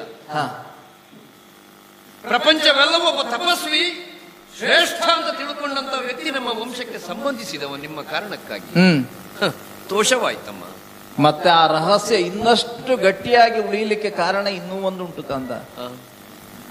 ಪರಾಶರರನ್ನ ಸಂಧಿಸಿ ಓರ್ವ ಮಗನನ್ನ ಹಡೆದ ಮೇಲೆ ನಾನು ಮತ್ತೆ ಕನ್ಯೆಯಾಗಿಯೇ ಉಳಿದೆ ಅವರ ತಪ ಪ್ರಭಾವದಿಂದ. ಅಮ್ಮ, ಈ ಹೊತ್ತಿಗೆ ನಿಯೋಗಕ್ಕಾಗಿ ನೀವು ಆ ಮಹಾಮಹಿಮನನ್ನ ಸ್ಮರಿಸಿಕೊಳ್ತೀರಿ, ನೀವು ಕರದಾಕ್ಷಣ ಬರ್ತಾನೆ ಅಂತ ಆದ್ರೆ ಅದಕ್ಕಿಂತಲೂ ಹಿರಿದಾದಂತಹ ಸಂತೋಷ ಈ ಭೀಷ್ಮರ ಪಾಲಿಗೆ ಏನಿಲ್ಲಮ್ಮ. ಬಹಳ ಕಷ್ಟವಾದಂತ ಪ್ರಶ್ನೆ ಅಂತ ನಾವು ತಿಳ್ಕೊಂಡದ್ದು ಇಷ್ಟು ಸುಲಭದಲ್ಲಿ ಪರಿಹಾರವಾಗ್ತದೆ ಅಂತ ಆದ್ರೆ ಇನ್ನೇನು ಹೇಳಲಿ ತಾಯೇ. ನೀವು ಇದೊಂದು ಪುಣ್ಯದ ಕೆಲಸವನ್ನು ಮಾಡಿಕೊಟ್ರೆ, ನಿಯೋಗಕ್ಕಾಗಿ ಆ ಮಹಾಮಹಿಮನಾದಂತಹ ವ್ಯಾಸನನ್ನೇ ಆಹ್ವಾನಿಸಿದರೆ ತಾಯೇ, ನನಗೆ ಪರಮ ಸಂತೋಷ. ಯಾಕೆ ಅಂತಂದ್ರೆ ಈ ಹೊತ್ತಿಗೆ ನಿರ್ಮಾಣವಾದಂತಹ ಸ್ಥಿತಿಗೆ ಭೀಷ್ಮನ ಪ್ರತಿಜ್ಞಾ ಭಂಗವೇ ಪರಿಹಾರ ಅಲ್ಲ, ಅದರ ವಿಚಾರವಾಗಿ ಭೀಷ್ಮನ 2 ಮಾತುಗಳು ಕೂಡ ಇಲ್ಲಿ ನಡೀತಾ ಇದ್ದಾವೆ. ಸಿಂಹಾಸನವನ್ನು ಏರುವುದಿಲ್ಲ ಅಂತ ನಾನು ಹೇಳಿದ್ದೆ, ನಾನು ಏರಬೇಕಾದಿಲ್ಲ, ಉತ್ತರಾಧಿಕಾರಿಗಳು ಹುಟ್ಟುತ್ತಾರೆ. ಮದುವೆ ಆಗುವುದಿಲ್ಲ ಅಂತ ಹೇಳಿದ್ದೆ, ಮದುವೆ ಆಗಬೇಕಾಗಿಲ್ಲ, ಮದುವೆ ಆದವರಲ್ಲಿ ಸಂತಾನ ಹುಟ್ಟಿಕೊಡುತ್ತದೆ. ಅದಕ್ಕಿಂತಲೂ ಬಹಳ ಮುಖ್ಯವಾದಮ್ಮ, ನಿಮ್ಮನ್ನು ವಿವಾಹ ಮಾಡಿಕೊಳ್ಳಬೇಕೆನ್ನುವಂತ ಉದ್ದೇಶದ ನಮ್ಮ ತಂದೆಯವರಿಗಾಗಿ ಕರೆತರುವ ಸಂದರ್ಭದಲ್ಲಿ ನಿಮ್ಮ ತಂದೆ ಒಂದು ಮಾತನ್ನು ಹೇಳಿದ್ರು, ಕಂದರ, ಸತ್ಯವತಿಯ ಸಂತಾನವೇ ಮುಂದೆ ಚಂದ್ರವಂಶದಲ್ಲಿ ಪ್ರತಿಷ್ಠಿತವಾಗಬೇಕು ಅಂತ. ಅಂದ್ರೆ ನಿಮ್ಮಿಂದ ಮುಂದುವರಿದಂತಹ ಒಂದು ಸಂತತಿ. ಅಮ್ಮ, ಎಲ್ಲಿಯಾದರೂ ಹಾಗೆ ತಪ್ಪುವವನಲ್ಲ. ನನ್ನಿಂದ ಅಂಥದ್ದೇನಾದ್ರೂ ಘಟಿಸಿದ್ದರೆ ನನಗೆ ಸಂತಾನವೇ ಆಗಿಬಿಡ್ತಿತ್ತು. ಕಂದರಿಗೆ ಕೊಟ್ಟ ಮಾತು ಖುಷಿಯಾಗಿ ಹೋಗ್ತಿತ್ತು. ಅಮ್ಮ, 2 ಮಾತುಗಳು ಕೂಡ ಈಗ ಹಾಗೆಯೇ ಮುಂದುವರೆದುಕೊಂಡು ಬರ್ತಾವೆ ಅಂತಾದ್ರೆ ಮತ್ತೆ ವಿಳಂಬ ಯಾಕೆ? ನನಗೆ ಬಹಳ ಸಂತೋಷ. ಆ ಮಹಿಮನ ಸಂದರ್ಶನದಿಂದ, ಆ ಮಹಾಮಹಿಮನ ಅನುಗ್ರಹದಿಂದ, ಆ ಮಹಾಮಹಿಮನ ನಿಯೋಗದಿಂದ ಮುಂದೆ ಇಲ್ಲಿ ನಮ್ಮ ಅರಮನೆಯಲ್ಲಿ ಕಂದಮ್ಮಗಳು ಹುಟ್ಟಿಕೊಡ್ತಾವೆ ಅಂತಾದ್ರೆ, ವಂಶವಲ್ಲರಿ ಪಲ್ಲವಿಸುತ್ತದೆ ಅಂತಾದ್ರೆ ಬಹಳ ಬೇಗವೇ ಮುಹೂರ್ತ ಬರಲಿ ಅಂತೆ. ಹಾಗಿದ್ರೆ ಈಗಲೇ ಕರೀತೇನೆ. ಸಂತೋಷ. ನನ್ನ ಮಾತನ್ನು ಒಪ್ಪತಾನೆ ಅನ್ನೋ ನಂಬಿಕೆ ಉಂಟು. ಅವನ ಆಗಮನ ಆಗಲಿ ಆಗಲಿ. ಮಗನೇ ವ್ಯಾಸ,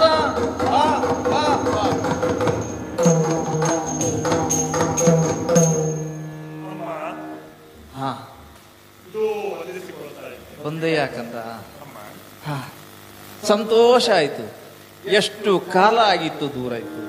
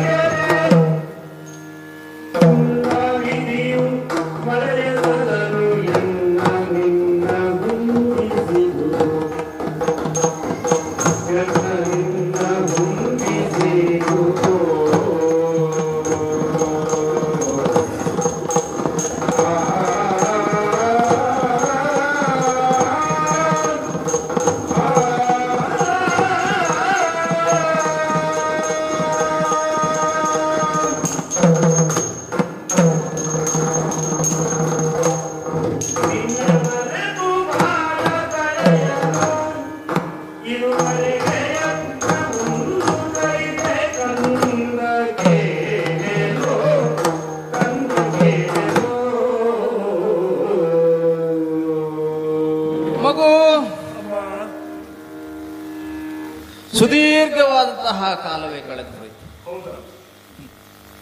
ಅಮ್ಮ, ನೀವು ಕರೆದಾಗ ಬಂದು ಸೇರ್ತೇನೆ ನೋಡ್ತೇನೆ ಅಂತ ಹೇಳಿ ಅದೃಶ್ಯನಾಗಿ ಹೋದವ ನೀನು. ಮನಸ್ಸು ಸದಾ ಕಾಲ ನೆನೆಯುತ್ತಾ ಇತ್ತು, ಆದ್ರೆ ಕರೆಯುವ ಧೈರ್ಯ ಇರಲಿಲ್ಲ ಕಂದ.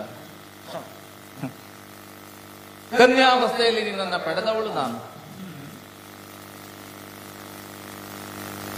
ನನ್ನನ್ನ ಬಯಸಿ ನಿನ್ನ ಹುಟ್ಟಿಗೆ ಕಾರಣರಾದಂತಹ ನಿನ್ನ ತಂದೆಗೂ ಮತ್ತು ನನಗೂ ಹೊರತುಪಡಿಸಿದ್ರೆ ಈ ಪ್ರಪಂಚದಲ್ಲಿ ಯಾರಿಗೂ ನೀನು ನಮ್ಮ ಮಗ ಎನ್ನುವ ಭಾವವೇ ಗೊತ್ತಿಲ್ಲ. ಗೊತ್ತಾಗಿ ಬಿಡ್ತದೆ ಎನ್ನುವ ಭಯದಿಂದ ನಾನು ಬದುಕಿದೆ.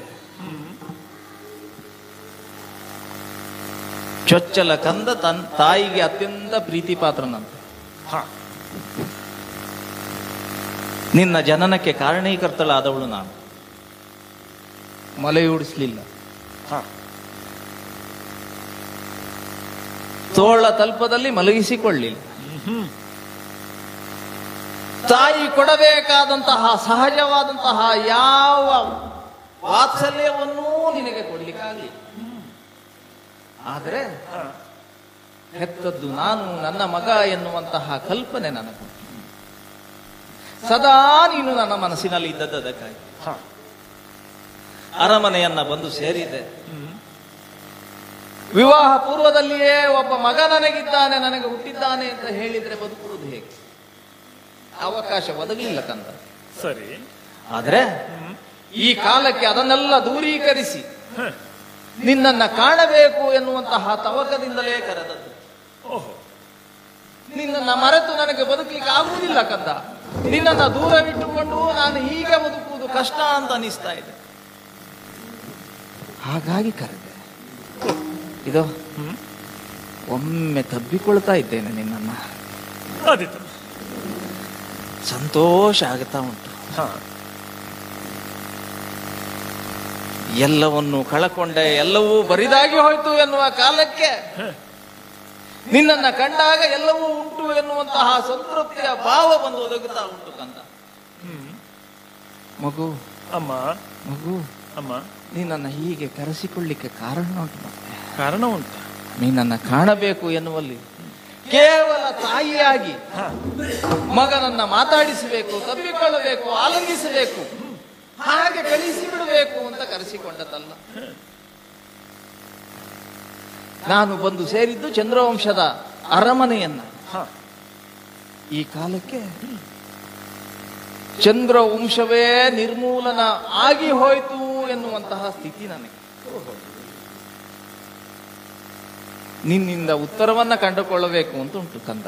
ಅಮ್ಮ, ಮಗು, ಕಾಯ ನೀನು ವಿರತವಂದ್ಯರು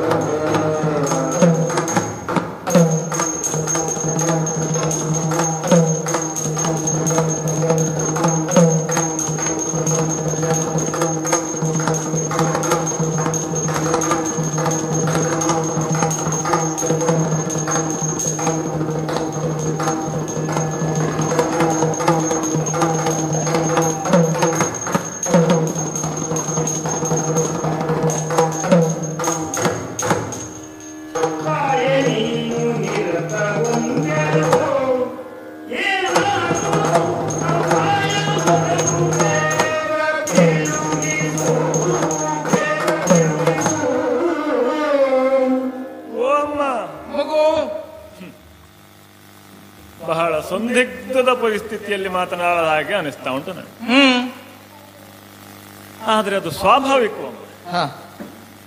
ಈ ಹೊತ್ತು ಮಹತ್ತರವಾದಂತಹ ಒಂದು ಹೊಣೆಗಾರಿಕೆ, ಒಂದು ವಂಶದ ಒಂದು ರೀತಿಯಲ್ಲಿ ನೋಡಿದರೆ ನೇತೃತ್ವ ನಿನ್ನ ಹೆಗಲ ಮೇಲೆ ಉಂಟು ಅಂತ ನಾನು ತರ್ಕಿಸಿದ್ದೇನೆ. ಆದ್ರೂ ಅಮ್ಮ, ನೀನು ಒಬ್ಬ ಸಾಮಾನ್ಯ ಹೆಣ್ಣಲ್ಲವೇ? ನಿನ್ನ ಈ ಆಲೋಚನಾ ಲಹರಿಗಳನ್ನ ಅವಲೋಕಿಸುವಾಗ ಒಂದು ರೀತಿಯ ಪಾಪ ಪ್ರಜ್ಞೆಯಿಂದ ನೀನು ಮಾತನಾಡಿದ ಹಾಗೆ ನನಗೆ ಅನಿಸ್ತಾ ಇದ್ದದ್ದು. ಕನ್ಯಾವಸ್ಥೆಯಲ್ಲಿಯೇ ಹಡೆದ ಮಗ ಆದ್ದರಿಂದ ಲೋಕಾಪವಾದದ ಭೀತಿಗೆ ಅಂಜಿದೆ. ಹಾಗಾಗಿಯೇ ಇಲ್ಲಿಯವರೆಗೆ ಯಾರಿಗೂ ಹೇಳಿ ಗುಟ್ಟನ್ನ ರಟ್ಟು ಮಾಡುವ ಪ್ರಸಂಗವನ್ನ ಸಾಧ್ಯವಾದಷ್ಟು ಕಾಪಿಟ್ಟುಕೊಂಡಿದ್ದೆ. ಅಮ್ಮ, ಏನು ಸತ್ಯ ಅದು. ಆ ಹೊತ್ತಿಗೆ ನೀನು ಅಂಜಿದ್ದು ತಪ್ಪಲ್ಲ. ಒಬ್ಬ ಸಾಮಾನ್ಯ ಹೆಣ್ಣೆ ಆಗಿದ್ದೀನಿ. ಯಮುನೆಯಲ್ಲಿ ನಾವೆಯನ್ನ ದಾಟಿಸುವ ಒಬ್ಬ ಸಾಮಾನ್ಯ ಮಹಿಳೆ ಇಂಥದ್ದೊಂದು ಅಪವಾದವನ್ನು ಹೇಗೆ ಜನರ ಎದುರು ನನ್ನನ್ನ ಪ್ರಕಟಿಸಿಕೊಂಡಾಳು? ಯಾವ ಹೆಣ್ಣಿಗಾದ್ರೂ ಮುಜುಗರದ ವಿಷಯ ಹೌದು. ಆದ್ರೆ ಪರಿಸ್ಥಿತಿ ಅನ್ನೋದು ಅವತ್ತು ಹಾಗಿರ್ಲಿಲ್ಲ. ನೀನು ಈಗ ಹೇಳಿದೆಯಲ್ಲ, ಆಕಸ್ಮಿಕವಾಗಿ ಕನ್ಯಾವಸ್ಥೆಯಲ್ಲಿ ನಿನ್ನನ್ನು ಹಡೆದ ಕಾರಣ ತಾಯಿಯಾಗಿ ನಾನು ಯಾವೆಲ್ಲ ಕರ್ತವ್ಯವನ್ನ ಮಾಡಬೇಕಾಗಿತ್ತು ಅದನ್ನ ಮಾಡ್ಲಿಕ್ಕೆ ಆಗಲಿಲ್ಲ ಅಂತ ಹೇಳಿದೆ. ಅದೇ ಭಾವವನ್ನ ಮತ್ತೊಂದು ದೃಷ್ಟಿಯಲ್ಲಿ, ಇನ್ನೊಂದು ದೃಷ್ಟಿಕೋನದಿಂದ ನೋಡುವಾಗ ಮಗುವಾಗಿ ನಾನು ನಿನಗೆ ಯಾವ ಪ್ರೀತಿಯನ್ನ, ಮುದವನ್ನ, ಸಂತೋಷವನ್ನ ಕೊಡಬೇಕಾಗಿತ್ತು ಅದು ಆಗ್ಲಿಲ್ವಲ್ಲ. ನೀನು ಬೆಳೆದು ನಿಂತ ಅಲ್ವಾ? ಅಂಬೆಗಾಲಿಕ್ಕುತ್ತಾ ಬೆಳೆಯುತ್ತಾ ನಿನ್ನ ಮೈ ಮೇಲೆ ಏರಿಳಿಯುತ್ತಾ ಆಗಾಗ ತುಂಟಾಟವನ್ನ ಮಾಡುತ್ತಾ ನಿನ್ನ ಮನಸ್ಸಿಗೆ ಏನೊಂದು ಮುದವನ್ನ ಕೊಡಬೇಕಾಗಿತ್ತು ಅದನ್ನೆಲ್ಲವನ್ನ ಮೀರಿ ನಾನೇ ಬೆಳೆದು ನಿಂತುಬಿಟ್ಟೆ.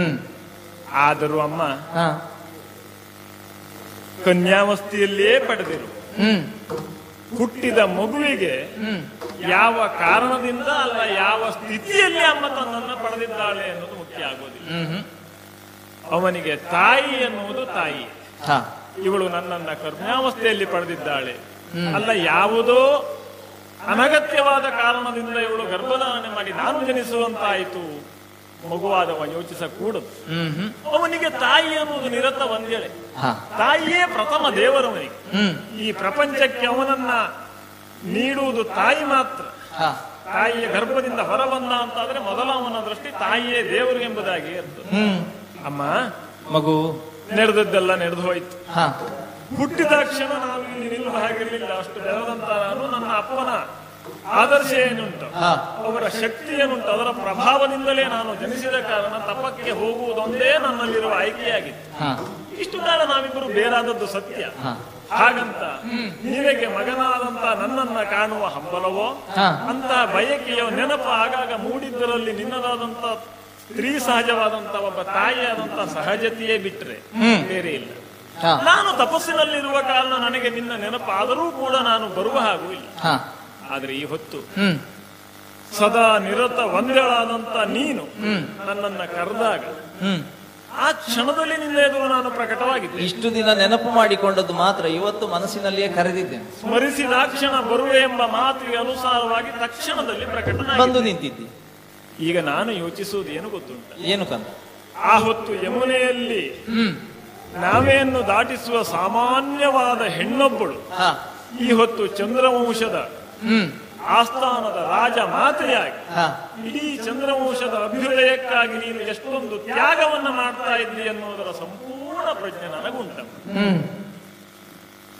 ಇಂತಹ ಒಂದು ಮಹತ್ತರವಾದಂತಹ ಕಾರ್ಯ ನಿನ್ನಿಂದ ನಡೀತಾ ಉಂಟು ಅಂತ ಆದ್ರೆ ನಿನ್ನ ಮನಸ್ಸಿನಲ್ಲಿ ಮೂಡಿರಬಹುದಾದಂತಹ ಬೇರೆ ಬೇರೆ ಭಾವಗಳು ಅಲ್ಲ, ಅವ್ಯಕ್ತವಾಗಿ ನಿನಗೆ ಅದನ್ನ ಪ್ರಕಟಿಸಲಿಕ್ಕೆ ಆಗದೇ ಇರುವಂತ ಯಾವುದೋ ಗೊಂದಲವೋ ತಳಮಳವೋ ಇದು ಬಹುಶಃ ನನ್ನನ್ನ ಇಲ್ಲಿಯವರೆಗಾಗಿ ನೀನು ಕರೆಯುವಂತೆ ಪ್ರೇರೇಪಿಸಿತವೋ ಅಂತ ತರ್ಕಿಸಿದ್ದು ನಾನು.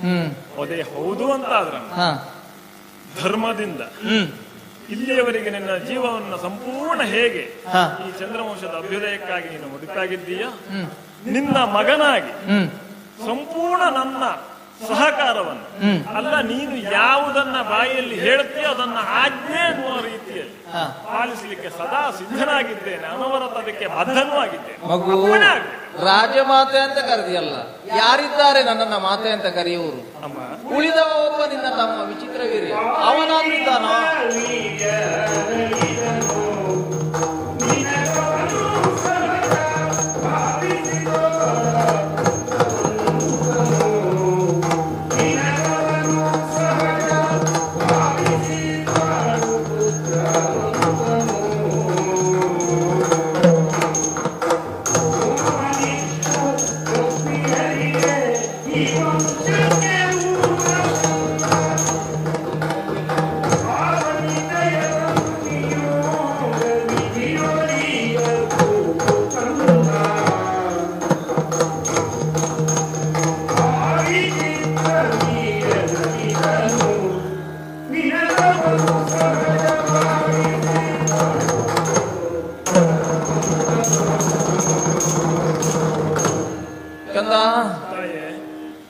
ರಾಜಮಾತೆ ಅಂತ ಹೇಳಿಸಿಕೊಳ್ಳುವ ಸ್ಥಾನದಲ್ಲಿಯೂ ನಾನು ವಂಚಿತಳಾಗಿದ್ದೇನೆ.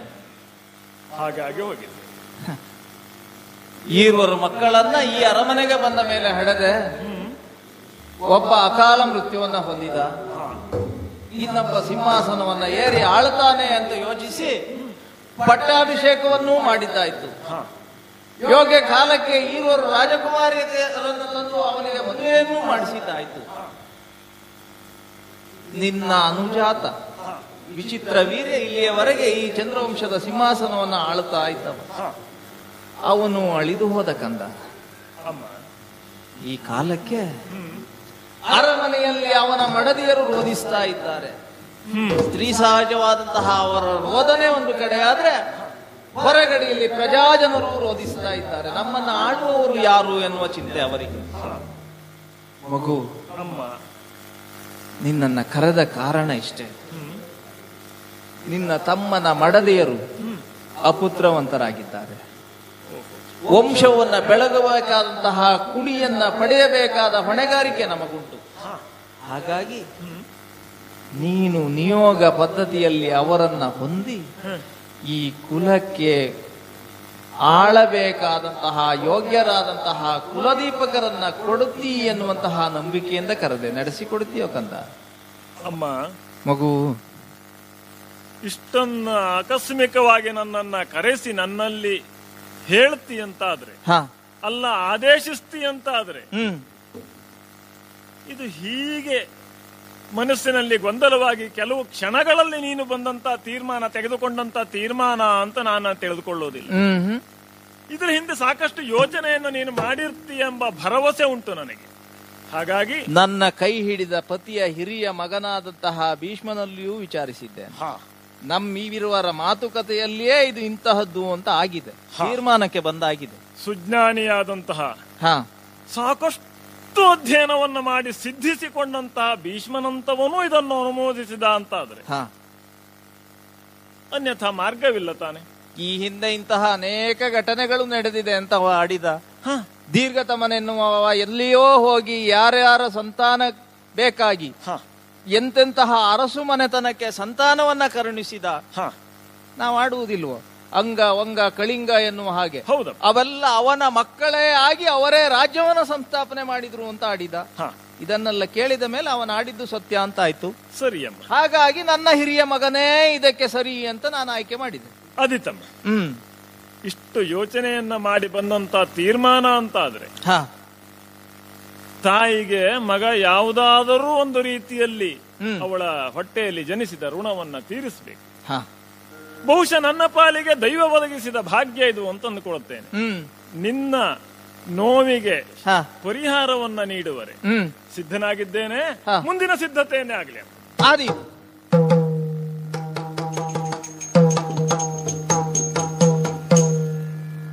ಮಗನನ್ನು ಒಪ್ಪಿಸಿದ್ದಾಗಿದೆ. ಇನ್ನು ನೇರವಾಗಿ ಅರಮನೆಗೆ ಹೋಗುತ್ತೇನೆ. ವಿಚಿತ್ರ ವೀರ್ಯಕನ ಸತಿಯರಾದಂತಹ ಅಂಬಿಕೆ ಅಂಬಾಲಿಕೆಯರನ್ನ ಈ ನಿಯೋಗಕ್ಕೆ ಒಪ್ಪಿಸಬೇಕಾದಂತಹ ಹೊಣೆ ನನಗುಂಟು. ಹಾಗಾಗಿ ಮೊದಲಾಗಿ ಅಂಬಿಕೆಯ ಅಂತಃಪುರಕ್ಕೆ ಬಂದಿದ್ದೇನೆ. ಮಗಳೇ, ವಂದಿಸಿಕೊಂಡೆನಮ್ಮ. ಸಂತೋಷ ಆಯ್ತು ಅಂತ ಹೇಳುವ ಮನಸ್ಥಿತಿ ಅಲ್ಲ, ನನಗೆ ಗೊತ್ತುಂಟು. ಈ ಕಾಲಕ್ಕೆ ಈ ವಂಶದ ಉಳಿವಿಗೆ ಬೇಕಾಗಿ ನಿನ್ನಲ್ಲಿ ಒಂದು ಮಾತಾಡಬೇಕು ಅಂತ ಬಂದಿದ್ದೇನೆ. ಮಗಳೇ, ಕೇಳೋಣ. ಗಂಗೆಯ ನೊಡನಾಲೋಚಿಸುತ್ತ ನಿರ್ಣಯಿಸಿದ ಸಂಗತಿಯೊಂದನ ಪೇಳುವೆ, ಸಂಗತಿಯೊಂದನ ಪೇಳುವೆ. ಅಂಗನೆ ಕುರುಕುಲೋದ್ಧಾರಕನನು ಪಡೆ, ಅಂಗನೆ ಕುರುಕುಲೋದ್ಧಾರಕನನು ಪಡೆ. ಮಂಗಳವಾಗಲಿ ನಿನಗೆ. ಮಗಳೇ, ಅತ್ತೆ, ಅಂತಃಪುರ ಬರಿದಾಗಿದೆ ಎನ್ನುವುದು ಕಲ್ಪನೆ ನನಗುಂಟು. ಹೇಳಬೇಕಾದಂತಹ ಸಂದರ್ಭ ಅಲ್ಲ ಎನ್ನುವುದಾದ್ರೂ ಸಮಯ ಸಂದರ್ಭ ನನ್ನನ್ನ ಈ ರೀತಿಯಲ್ಲಿ ಈ ತವಕಕ್ಕೆ ಎಡೆ ಮಾಡಿಕೊಟ್ಟಿದೆ. ಏನದು ತಾಯಿ? ಸುದೀರ್ಘವಾದಂತಹ 7 ವರ್ಷಗಳ ದಾಂಪತ್ಯ ಜೀವನ ನಿಮ್ಮದು. ಈ ಕುಲವನ್ನ ಉದ್ಧರಿಸಬೇಕಾದಂತಹ ಕುಡಿಗಳು ನಿಮ್ಮ ಹೊಟ್ಟೆಯಲ್ಲಿ ಹುಟ್ಟಬೇಕಿತ್ತು, ಹುಟ್ಟಲಿಲ್ಲ. ಹುಟ್ಟುತ್ತದೆ ಎನ್ನುವಂತಹ ನಿರೀಕ್ಷೆಯೂ ಇರುವ ಕಾಲಕ್ಕೆಯೇ ಅವ ಅಳಿದು ಹೋದ. ನನ್ನ ಮಗ ಕೆಲವೊಂದು ರಹಸ್ಯವಾಗಿರುವುದೇ ಒಳ್ಳೆಯದು. ಆದ್ರೆ ಯಾವುದನ್ನ ರಹಸ್ಯವಾಗಿ ಇಟ್ಟುಕೊಳ್ಳಬೇಕು? ನಿಮ್ಮ ಪುತ್ರ ನಮ್ಮ ಗಂಡ ಹೌದು, ಅಂತಃಪುರಕ್ಕೆ ಒಂದ್ ದಿವಸ ಬರ್ಲಿಲ್ಲ. ಅರ್ಥ ಮಾಡಿಕೊಳ್ಳಬಲ್ಲೆ. ಮತ್ ಮಕ್ಕಳಾಗೋದು ಹೇಗೆ? ಹೆಣ್ಣಾದಂತಹ ನನಗೆ ಅದು ಅರ್ಥವೂ ಆಗಿತ್ತು. ಆದ್ರೆ ರಾಣಿ ವಾಸದಲ್ಲಿ ಅವ ಹೇಗೆ ವರ್ತಿಸ್ತಾನೆ ಅಂತ ನಿರ್ದೇಶಿಸ್ಲಿಕ್ಕೆ ತಾಯಿಯಾಗಿ ನಾನೂ ಸ್ಥಾನವನ್ನು ಹೊಂದಲಿಲ್ಲವಲ್ಲ. ಅದು ನಮಗೂ ಅರ್ಥ ಆಗ್ತದೆ. ಹಾಗಾಗಿ ಒಂದ್ ದಿವಸ ನಿಮ್ಮ ಹತ್ರ ಹೇಳಿಲ್ಲ. ಮಗಳೇ, ಆದರೆ ಈ ವಂಶಕ್ಕೆ ನಿಮ್ಮನ್ನ ಸೇರಿಸಿಕೊಂಡ ಮೇಲೆ, ನನ್ನ ಸೊಸೆಯಂದಿರುವಂತ ನಾನು ನಿಮ್ಮನ್ನ ಒಪ್ಪಿಕೊಂಡ ಮೇಲೆ ನಿಮ್ಮಿಂದ ನಿರೀಕ್ಷೆ ಮಾಡುವುದು ತಪ್ಪು ಹೇಳಿ. ಏನನ್ನು ನಿರೀಕ್ಷಿಸ್ತೀರಿ ಈ ತಾಯಿ? ಕಾಲಕ್ಕೆ ನಾನು ಗಾಂಗೆಯನೊಡನೆ ಚರ್ಚಿಸಿದ್ದೂ ಆಗಿದೆ. ಏನೆಂದರವರು? ಬರಿದಾದಂತಹ ಸಿಂಹಾಸನ ಹಾಗೇ ಬರಿದಾಗಬಾರದು. ಮುಂದೆ ಅದಕ್ಕೆ ಉತ್ತರದಾಯಿತ್ವವನ್ನು ಕಂಡುಕೊಳ್ಳಬೇಕು ಅಂತಾದ್ರೆ ಈ ಕುಲದ ಸೊಸೆಯಂದಿರಾದಂತಹ ನಿಮ್ಮಲ್ಲಿ ನಿಯೋಗ ಪದ್ಧತಿಯಲ್ಲೇ ಮಕ್ಕಳನ್ನ ಪಡೆಯಬಹುದು ಅಂತ ನಾವು ಆಲೋಚನೆ ಮಾಡಿದ್ದು. ಯೋಗ್ಯನಾದಂತಹ ವ್ಯಕ್ತಿಯೊಬ್ಬನಿಂದ, ಅವನ ನಿಯೋಗದಿಂದ ಈ ಕುಲವನ್ನ ಉದ್ಧರಿಸುವಂತಹ ಮಕ್ಕಳನ್ನ ಹೆರಬಲ್ಲಿಯೇ ಮಗಳೇ ನೀನು. ತಾಯಿ, ನಿನ್ನ ಹೊಟ್ಟೆಯಲ್ಲಿ ಒಂದು ಮಗುವನ್ನು ನೋಡಬೇಕು ನಾನು ಅಂತ ನೀವು ಅಪೇಕ್ಷಿಸುವ ಹೊತ್ತಿಗೆ ಮಗನನ್ನು ಕಳಕೊಂಡ ಚಿತ್ತವಿಹೋಲವಾದ ಒಂದು ರಾಜಮಾತೆಯ ಅಂತಃಕರಣದ ಅಭಿವ್ಯಕ್ತಿ ಮಾತ್ರ ಇದು ಅಂತ ಭಾವಿಸಿದೆ. ಹಾಗಲ್ಲ, ಪ್ರಾಜ್ಞನಾದ ಗಾಂಗೆಯರೂ ಒಪ್ಪಿದ್ದಾರೆ. ನೀವು ಹೇಳ್ತೀರಿ ಒಬ್ಬ ಮಹಾತ್ಮನ ನಿಯೋಗದಿಂದಾಗಿ ನಿಮ್ಮಿಂದ ನಾನು ಸಂತಾನವನ್ನು ಅಪೇಕ್ಷಿಸ್ತೇನೆ. ಹೌದು ತಾಯಿ, ನನ್ನಕ್ಕ ಅಂಬೆ ವಿವಲಗೊಂಡು ಈ ನೆಲದಲ್ಲಿ ಆಗಿ ಬಹಳ ಕಾಲ ಏನಾಗಲಿಲ್ಲ. ಸುದೀರ್ಘವಾದಂತ ಒಂದು ಆತಂಕವನ್ನೇ ಸೃಷ್ಟಿಸಿದ್ಲು. ತನ್ನ ಪ್ರಕರಣವನ್ನು ಮುಗಿಸ್ತಾಳೋ ಇಲ್ವೋ ಅಂತ. ಅದೇನೋ ಮುಗಿದು ಹೋಯ್ತು. ಆಮೇಲೆ ನಮ್ಮ ಬದುಕು ಮುಗಿದು ಹೋಗಿತ್ತು. ಹೀಗೊಂದು ಚಿಗುರೊಡೆಯುವುದಕ್ಕೆ ಅವಕಾಶ ಉಂಟು ಅಂತ ರಾಜಮಾತೆಯಾಗಿ ನೀವು ಅಪೇಕ್ಷಿಸುವ ಹೊತ್ತಿಗೆ ಅಲ್ಲ ಅಂತ ಹೇಳಿಕ್ ನಮಗೆಲ್ಲಿ ಅವಕಾಶ ಉಂಟು? ನೀವು ಹೇಳಿದ ಹಾಗೆ ಸಿದ್ಧರಾಗಿರ್ತೇವೆ. ಹೌದೇ? ಹಾಗಿದ್ರೆ ಯಾವುದು ಕೈತಪ್ಪಿ ಹೋಯ್ತು ಅಂತ ಭಾವಿಸಿದ್ರು ಅದನ್ನೆಲ್ಲ ಮರೆತು ಶೃಂಗಾರ ಭೂಷಿತಳಾಗಿ ನಮ್ಮ ಬದುಕಿನಲ್ಲಿ ನಾವು ಇಂಥದ್ದು ಬೇಕು ಅಂತ ಯಾವಾಗ್ಲೂ ಅಪೇಕ್ಷೆ ಪಡಲಿಲ್ಲ. ಹೇಗ್ ಬಂತೋ ಹಾಗೆ ಅನುಭವಿಸಿದ್ದೇವೆ.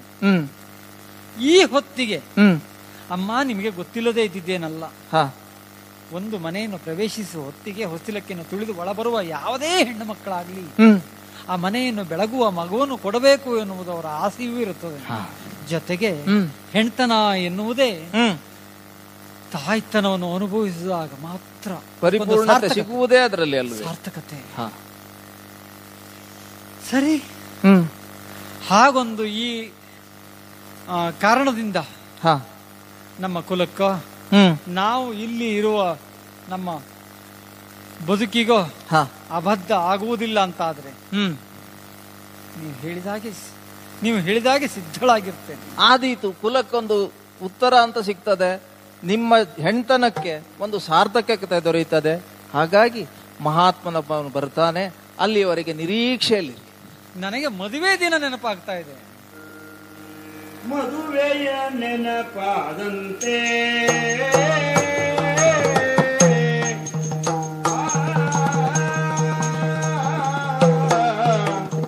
ಮದುವೆಯ ನೆನಪಾದಂತೆ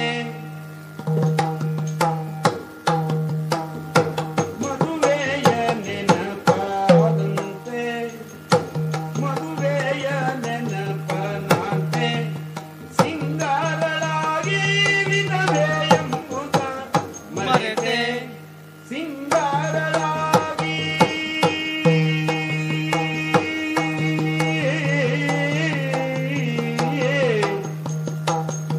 ಸಿಂಗಾರಳಾಗಿ ವಿಧವೆ ಎಂಬುದ ಮರೆತೆ ಮರೆತೆ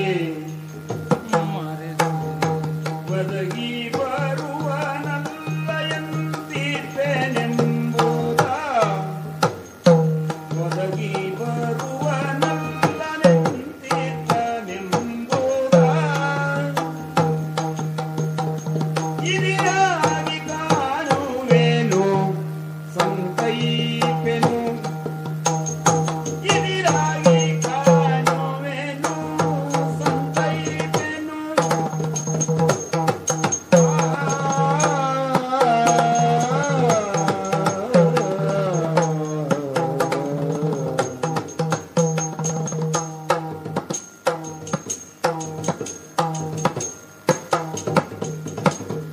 ಮದುವೆಯ ನೆನಪನಾನಂತೆ ಸಿಂಗಾರಳಾಗಿ ವಿಧವೆ ಎಂಬುದ ಮರೆತೆ ಸಿಂಗಾರಳಾಗಿ ವಿಧವೆ ಎಂಬುದ ಮರೆತೆ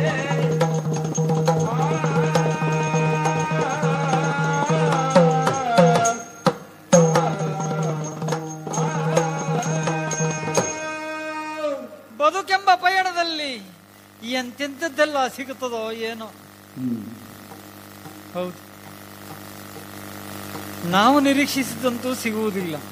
ಸಿಕ್ಕಿದ್ದನ್ನು ನಾವು ದಕ್ಕಿಸಿಕೊಳ್ಳುವತ್ತ ಪ್ರಯತ್ನಿಸುವುದು ಮಾತ್ರ ನಮ್ಮಂಥವರಿಗಿರುವ ಅವಕಾಶ.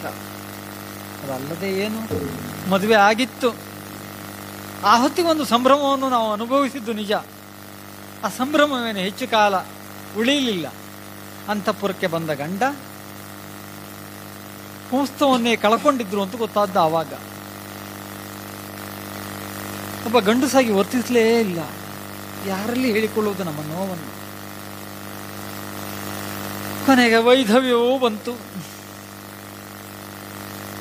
ಮದುವೆಯ ನೆನಪಾಗುತ್ತದೆ, ವೈಧವ್ಯವನ್ನು ಮರೀಬೇಕು. ಎಷ್ಟು ವಿಮಲವಾಗಿದೆ ವಿಷಯ ಅಂತ ಅದನ್ನು ಅರಗಿಸಿಕೊಳ್ಳುವುದಕ್ಕೆ ಕಷ್ಟ. ಆಹಾ ಆಹಾ, ಬರುವ ನಲ್ಲ ಯಾರೋ ಏನೋ. ಸರಿ, ನಿರೀಕ್ಷೆ ಇದೆ. ಅಂತಃಪುರವನ್ನು ಶೃಂಗರಿಸಿದ್ದೇನೆ. ಬನ್ನಿ ನೋಡೋಣ. ಅಮ್ಮನಲ್ಲಿಯೇ ಅನುಜ್ಞೆಯನ್ನ ಪಡೆದಂತ ನಾನು ಆ ಕ್ಷಣದಲ್ಲಿಯೇ ಒಂದು ಮಾತನ್ನ ಅಮ್ಮನಿಗೆ ಹೇಳಿದೆ. ಅಮ್ಮ, ನಿಯೋಗಕ್ಕೆ ನಾನು ಸಿದ್ಧನಾಗುತ್ತೇನೆ, ಆದರೆ ನಿಯೋಗ ಪದ್ಧತಿಯಂತೆ ನಡೆಯಬೇಕು ತಾನೆ. ಅದಕ್ಕಾಗಿ ನಿನ್ನ ಸೊಸೆಯಂದಿರು 1 ವತ್ಸರದ ಕಾಲ ಕಠಿಣವಾದಂತ ವ್ರತದಲ್ಲಿದ್ದು ಆನಂತರದಲ್ಲಿ ಬಂದು ಕೂಡ್ತೇನಮ್ಮ ಅಂತ ಹೇಳಿದೆ. ಆದರೆ ಇಲ್ಲಿಯ ಅರಸೊತ್ತಿಗೆ ಅನ್ನೋದು, ಪೀಠ ಎನ್ನುವುದು ಅರಾಜಕತವಾಗಿರೋದ್ರಿಂದ 1 ವರ್ಷ ಕಾಲವೂ ಕಳೆಯುವ ವ್ಯವಧಾನ ಇಲ್ಲ ಅಂತ ಅಮ್ಮ ಹೇಳಿದ್ರು. ಏನು ಮಾಡ್ಲಿಕ್ಕಾಗ್ತದೆ? ರಾಜ್ಯ ಅರಾಜಕವಾದಾಗ ಅನ್ಯ ರೀತಿಯ ಸಮಸ್ಯೆ ಬಾಧಿಸ್ತದೆ ಎನ್ನುವುದನ್ನು ಅರ್ಥ ಮಾಡಿಕೊಂಡು ಆದೀತಮ್ಮ, ದೈವೇಚ್ಛೆ ಆಗಲಿ ಅಂತ ಹೇಳಿದೆ. ನಿಯೋಗಕ್ಕಾಗಿ ಸಿದ್ಧನಾಗಬೇಕು ನಾನು. ಆದರೆ ಕ್ರಮವನ್ನ ತಪ್ಪುವ ಹಾಗಿಲ್ಲ. ಪ್ರಾಜ್ಞರಾದವರು ಇದಕ್ಕೊಂದು ವಿಧಿ ಅಂತ ಮಾಡಿದ್ದಾರೆ. ಕುಲವೇ ನಿಂತು ಹೋಗುತ್ತದೆ ಅಂತ ಆದಾಗ, ಒಂದು ವಂಶ ಇನ್ನು ಮುಂದುವರಿಯುವುದಿಲ್ಲ ಎನ್ನುವಂತ ಹಂತವನ್ನ ತಲುಪಿದಾಗ, ಅನ್ಯ ಮಾರ್ಗ ಇಲ್ಲದಿದ್ದಾಗ ಇದೊಂದು ಮಾರ್ಗವನ್ನ ಪ್ರಾಜ್ಞರಾದವರು ನಿರೂಪಿಸಿದ್ದಾರೆ. ಮಾಡುವಲ್ಲಿ ಒಂದಿಷ್ಟು ಕ್ರಮ ಅನ್ನೋದನ್ನ ತಪ್ಪು ಹಾಗಿಲ್ಲ. ಇಲ್ಲಿಯ ಮುಖ್ಯ ಗುರಿ ಯಾವುದು, ಮುಖ್ಯ ಲಕ್ಷ್ಯ ಯಾವುದು ಅಂದರೆ ಕೇವಲ ವಂಶವನ್ನ ಅಭ್ಯುದಯಗೊಳಿಸುವಂತಹ ಸಂತಾನದ ಅಪೇಕ್ಷೆ ಮಾತ್ರ. ನಿಯೋಗದಲ್ಲಿ ಪಾಲ್ಗೊಳ್ಳುವಂತಹ ಉಭಯರಿಗೂ ಇದೊಂದು ಲಕ್ಷ್ಯವನ್ನು ಬಿಟ್ಟು ಅನ್ಯ ಭಾವಗಳು ಕೂಡ ಮನಸ್ಸಿನಲ್ಲಿ ಬರುವ ಹಾಗಿಲ್ಲ. ಅಷ್ಟು ಕಠಿಣವಾಗಿ ಅದನ್ನು ಪಾಲಿಸತಕ್ಕದ್ದು. ಹಾಗಾಗಬೇಕು ಅಂತಾದ್ರೆ ಸಹಜ ಸ್ಥಿತಿಯಲ್ಲಿಯೇ ನಾವು ಪ್ರವರ್ತಿಸಿದರೆ ಆ ಕೂಡುವ ಕಾಲದಲ್ಲಿ ಮಾನವ ಸಹಜವಾದಂತಹ ದೇಹ ನಮ್ಮದು. ಅದರಿಂದ ಬೇರೆ ಭಾವಗಳಿಗೆ ನಾವು ಒಳಪಟ್ಟು ಈ ನಿಯೋಗ ಎನ್ನುವುದೇ ಮುಂದುವರಿಯುವಂಥ ಸಂದರ್ಭ ಬಂದು ಹೋಗ್ತದೆ. ಅಲ್ಲಿ ಸಂಬಂಧ ಮುಂದುವರಿಸುವ ಹಾಗಿಲ್ಲ.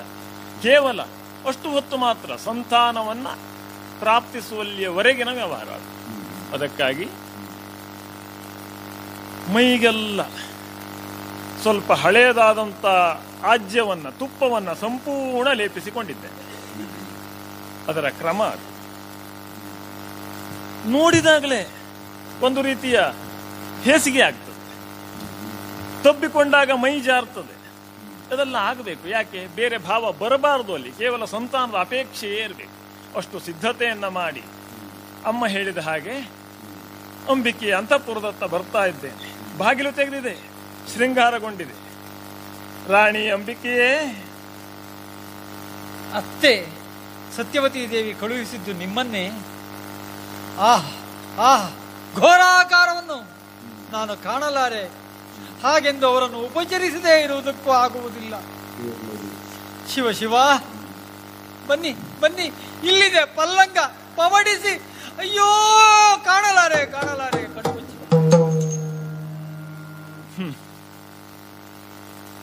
ಅಮ್ಮ ಹೇಳಿದ ಹಾಗೆ ಅಂಬಿಕೆಯೊಟ್ಟಿಗೆ ಒಂದು ರಾತ್ರಿಯ ಕಾಲ ನಿಯೋಗ ನಡೆದು ಹೋಯಿತು. ಏನು ಮಾಡೋದು?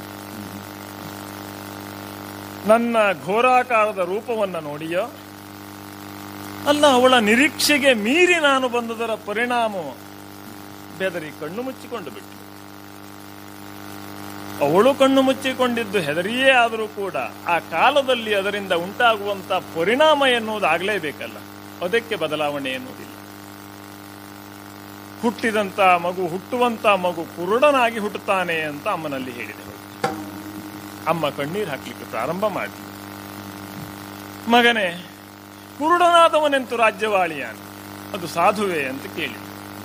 ಮತ್ತೇನು ಮಾಡ್ಲಮ್ಮ ಈಗ ಅಂತ ನಾನು ಕೇಳಿದೆ. ಇನ್ನೊಬ್ಬಳು ಸೊಸೆ ಇದ್ದಾಳಲ್ಲ ಅಂಬಿಕೆ, ಅಂಬಾಲಿಕೆ ಮಗನೇ, ಅವಳನ್ನು ಕೂಡಿಯಾದರೂ ರಾಜ್ಯಕ್ಕೆ ಅರ್ಹನಾದಂತ ಒಂದು ಸಂತಾನವನ್ನ ನಿಯೋಗ ಮುಖೇನ ಪ್ರಾಪ್ತಿಸಿಕೊಡು ಅಂತ ಕೇಳಿದ್ಲು. ಸರಿ ಅಂತ ಒಪ್ಪಿಕೊಂಡೆ. ಏನು ಮಾಡೋದು? ಅಂಬಾಲಿಕೆಯಲ್ಲಿ ನಿಯೋಗವನ್ನ ಮಾಡುವಂತ ಸಂದರ್ಭ, ಇವಳ ತಂಗಿಯಲ್ಲೂ ಇವಳು ಭಯಗೊಂಡು ಕಣ್ಣು ಮುಚ್ಚಿದ್ರೆ ಅವಳು ಇವಳಿಗಿಂತಲೂ ಒಂದು ಪಟ್ಟು ಹೆಚ್ಚಾಗಿ ಭಯಗೊಂಡು ಮೈಯೆಲ್ಲ ಬಿಳಿಸಿಕೊಂಡು ಹೋಯಿತು. ತತ್ ಪರಿಣಾಮವಾಗಿ ಹುಟ್ಟುವ ಮಗು ಪಾಂಡುರೋಗಿಯಾಗಿರ್ತಾನೆ, ಮೈಯೆಲ್ಲ ಬಿಳುಪಾದಂತ ಪಾಂಡುರೋಗಿಯಾಗಿ ಜನಿಸ್ತಾನೆ ಎನ್ನುವಂತ ಸತ್ಯವನ್ನು ಯಾರಲ್ಲಿ ಹೇಳ್ಬೇಕು? ಅಮ್ಮನಲ್ಲಿ ಹೇಳ್ಬೇಕು ತಾನೆ. ಅಮ್ಮ, ಮಗು ಏನಾಯ್ತು? ನೀನು ಹೇಳಿದ ಹಾಗೆ ನಿಯೋಗವನ್ನ 2ನೇ ಬಾರಿಯೂ ಕೂಡಿದೆ. ಅಂಬಿಕೆಯಲ್ಲಿ ಕುರುಡನಾದಂತ ಮಗ ಹುಡ್ತಾನೆ ಅಂತ ಹೇಳಿದಾಗ ನೀನೇ ಸೂಚಿಸಿದ ಹಾಗೆ ಅಂಬಾಲಿಕೆಯಲ್ಲಿ ಹೋಗಿ ನಿಯೋಗವನ್ನ ಮಾಡಿದೆ. ಇನ್ನೊಂದು ಪ್ರಯತ್ನ ನಿನ್ನದೇ ಅಪೇಕ್ಷೆ ಅಲ್ವೇ?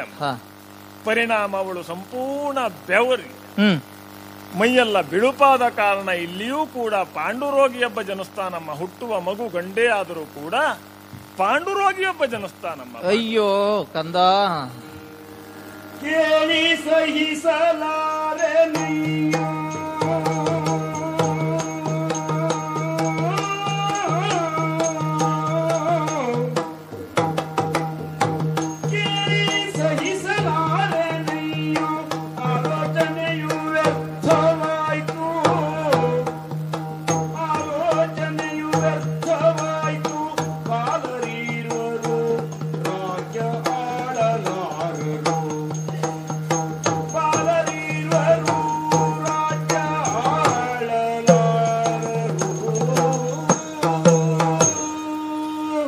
ಮಗು.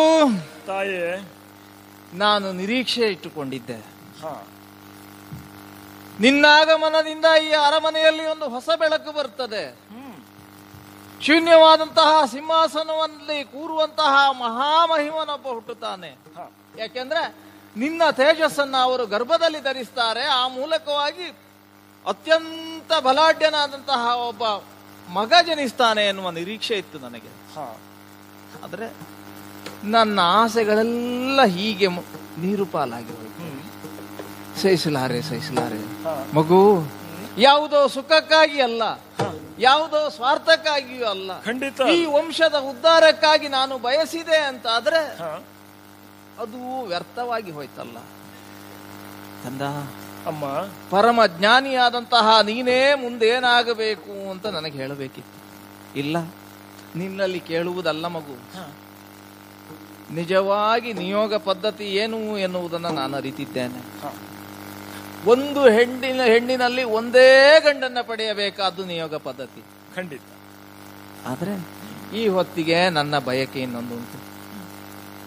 ಹುಟ್ಟುವ 2 ಮಕ್ಕಳು, ಒಬ್ಬ ಕುರುಡನಾಗ್ತಾನೆ, ಒಬ್ಬ ಪಾಂಡುರೋಗದಿಂದ ಬಳಲುತ್ತಾನೆ ಅಂತ ಆದ್ರೆ ರಾಜ್ಯವನ್ನು ಆಳುವವರು ಯಾರು? ಹಾಗಾಗಿ ನನ್ನ ಹಿರಿಯ ಸೊಸೆಯಾದಂತಹ ಅಂಬಿಕೆಯಲ್ಲಿ ಮತ್ತೊಮ್ಮೆ ಕೇಳಿಕೊಳ್ಳುತ್ತೇನೆ, ಇನ್ನೊಮ್ಮೆ ಪ್ರಯತ್ನಿಸು ಕಂದ. ಈ ಕುಲವನ್ನ ಉದ್ಧರಿಸುವ ಯೋಗ್ಯನಾದಂತಹ, ಬಲಾಢ್ಯನಾದಂತಹ, ಧಾರ್ಮಿಕನಾದಂತಹ ಒಬ್ಬ ಮಗು ಹುಟ್ಟುವ ಹಾಗೆ ಪ್ರಯತ್ನಿಸು ಕಂದ. ಅಮ್ಮ, ವಂಶದ ಅಭ್ಯುದಯದ ಮಹಾ ಕಾಳಜಿಯನ್ನ ಇಟ್ಟುಕೊಂಡಂತ ನಿನ್ನ ಮಾತನ್ನ ತಿರಸ್ಕರಿಸುವ ಹಾಗಿಲ್ಲ. ನಾನು ಮಗನಾಗಿ ನೀನು ಕೇಳಿಕೊಳ್ಳುವುದಲ್ಲ, ನನಗೆ ಆಜ್ಞೆಯನ್ನೇ ಮಾಡಬಹುದು, ಸ್ವೀಕಾರಾರ್ಹ ನನಗೆ. ಅದನ್ನು ನಾನು ಅಲ್ಲ ಅಂತ ಹೇಳಲಿಕ್ಕಾಗೋದಿಲ್ಲ. ಆದ್ರೆ ನಿಯೋಗಕ್ಕೆ ಒಳಪಡುವ ನಿನ್ನ ಸೊಸೆಗೆ ಸರಿಯಾದ ಒಂದು ತಿಳುವಳಿಕೆಯ ಮಾತನ್ನಾದ್ರೂ ಹೇಳಿ ಕಳಿಸಿ. ನಾನು ಒಪ್ಪಿಸ್ತೇನೆ ಅಂಬಿಕೆ. ಮತ್ತೆ ಪರಿಣಾಮ ಏನು ಅಂತ ನಾನು ತಿಳಿದಿದ್ದೇನೆ. ಏನು? ಮೊದಲ ಬಾರಿ ನಿನ್ನನ್ನ ಸಂಧಿಸ್ಲಿಕ್ಕೆ ಬಂದಂತಹ ಆ ಮಹಾಮಹಿಮನಲ್ಲಿ ಅನುರಕ್ತಳಾಗಬೇಕು ಅಂತಲ್ಲ, ಆದ್ರೆ ಒಬ್ಬ ಉತ್ತಮನಾದಂತಹ ಕುಲದೀಪಕನನ್ನ ಪಡೆಯಬೇಕು ಎನ್ನುವಂತಹ ಭಾವದಿಂದ ಬೆರೆಯಲಿಲ್ಲ ನೀನು. ಇದು ಕೇವಲ ಸುಖಕ್ಕಾಗಿ ಆಡುವ ಮಾತಲ್ಲ. ಭಾವಗಳೆಲ್ಲ ಸತ್ತು ಹೋಗಿದ್ದಾವೆ. ನನಗೂ ಭಾವಗಳು ಬತ್ತಿ ಹೋಗಿದೆ ಮಗಳೇ. ಆದ್ರೆ ಬದುಕು ಅನಿವಾರ್ಯ ಎನ್ನುವಾಗ ಮನಕ್ಕೊಪ್ಪದೇ ಹೋದ್ರೂ ಬೇರೆಯವರಿಗೆ ಬೇಕಾಗಿ, ಪ್ರಪಂಚಕ್ಕೆ ಬೇಕಾಗಿ, ನಮ್ಮನ್ನ ನಂಬಿದವರಿಗೆ ಬೇಕಾಗಿ ಬದುಕಬೇಕಾದ ಅನಿವಾರ್ಯತೆ ಉಂಟು. ನಮ್ಮ ಬದುಕು ಬರಡಾಯಿತು ಅಂತ ಅದು ಬೇರೆಯವರ ಬದುಕು ಬರಡಾಗುವ ಹಾಗೆ ವರ್ತಿಸುವ ಹಾಗಿಲ್ಲ. ಅದಕ್ಕಾಗಿ ಬರುವಂತಹ ಮಹಾಮಹಿಮ ಮತ್ತೊಮ್ಮೆ ನಿನ್ನನ್ನ ಬಂದು ಸೇರುವ ಹಾಗೆ ಅವನ ಮನಸ್ಸನ್ನು ಒಪ್ಪಿಸಿದ್ದೇನೆ. ಏಕೋಭಾವದಿಂದ, ಅಂದ್ರೆ ಈ ಕುಲವನ್ನ ಉದ್ಧರಿಸುವಂತಹ ಪುತ್ರನನ್ನ ಪಡೆಯಬೇಕು ಎನ್ನುವಂತಹ ಒಂದೇ ಒಂದು ಭಾವದಿಂದ ಇನ್ನೊಮ್ಮೆ ಕೂಡ್ತೀಯ. ಕೇಳಬೇಕಾಗಿಲ್ಲ ಅತ್ತೆ, ನಾನು ಸಿದ್ಧಳಾಗಿದ್ದೇನೆ. ಆದೀತು. ಯಾಕೆಂದ್ರೆ ಒಂದು ಅನುಭವ ಗಟ್ಟಿಯಾಗಿದೆ ನನಗೆ, ಹಾಗಾಗಿ ಹಾಗಂತ ಅದೇ ಅನುಭವ ಮುಂದುವರಿಬಾರದು ಅಂತ ನನ್ನ ನಿರೀಕ್ಷೆ. ಈಗ ಜಾಗ್ರತೆ ಮಾಡ್ತೇನೆ. ಆದೀತು. ಎಷ್ಟು ಅಂತಂದ್ರೆ ಯಾವ ಅಪಾಯವಾಗಬಾರದು ಅಷ್ಟು ಜಾಗ್ರತೆ ಮಾಡಿ. ಅಷ್ಟಾದ್ರೆ ನನ್ನ ಮನಸ್ಸು ಸಮಾಧಾನ ಆಗ್ತದೆ. ಕಳಿಸಿಕೊಡ್ತೇನೆ. ಅಪಾಯ ಆಗಬಾರ್ದು ಅಂತ ಅತ್ತೆ ಇಲ್ಲಿ ಹೇಳಿದೆ. ಕುಲಕ್ಕಲ್ಲ, ನನಗೂ ಅಪಾಯ ಆಗಬಾರ್ದು ಅಂತ ನಾನು ಯೋಚನೆ ಮಾಡಿ. ಯಾಕೆಂತಂದ್ರೆ ಕಾಶಿರಾಜನ ಮಗಳು ನಾನು. ರಾಜಕೀಯ ಎಲ್ಲ ನನಗೂ ಗೊತ್ತುಂಟು, ಏನ್ ಗೊತ್ತಿಲ್ಲದವಳಲ್ಲ, ಏನ್ ಮಾಡೋದಿಲ್ಲ ಅಷ್ಟೇ.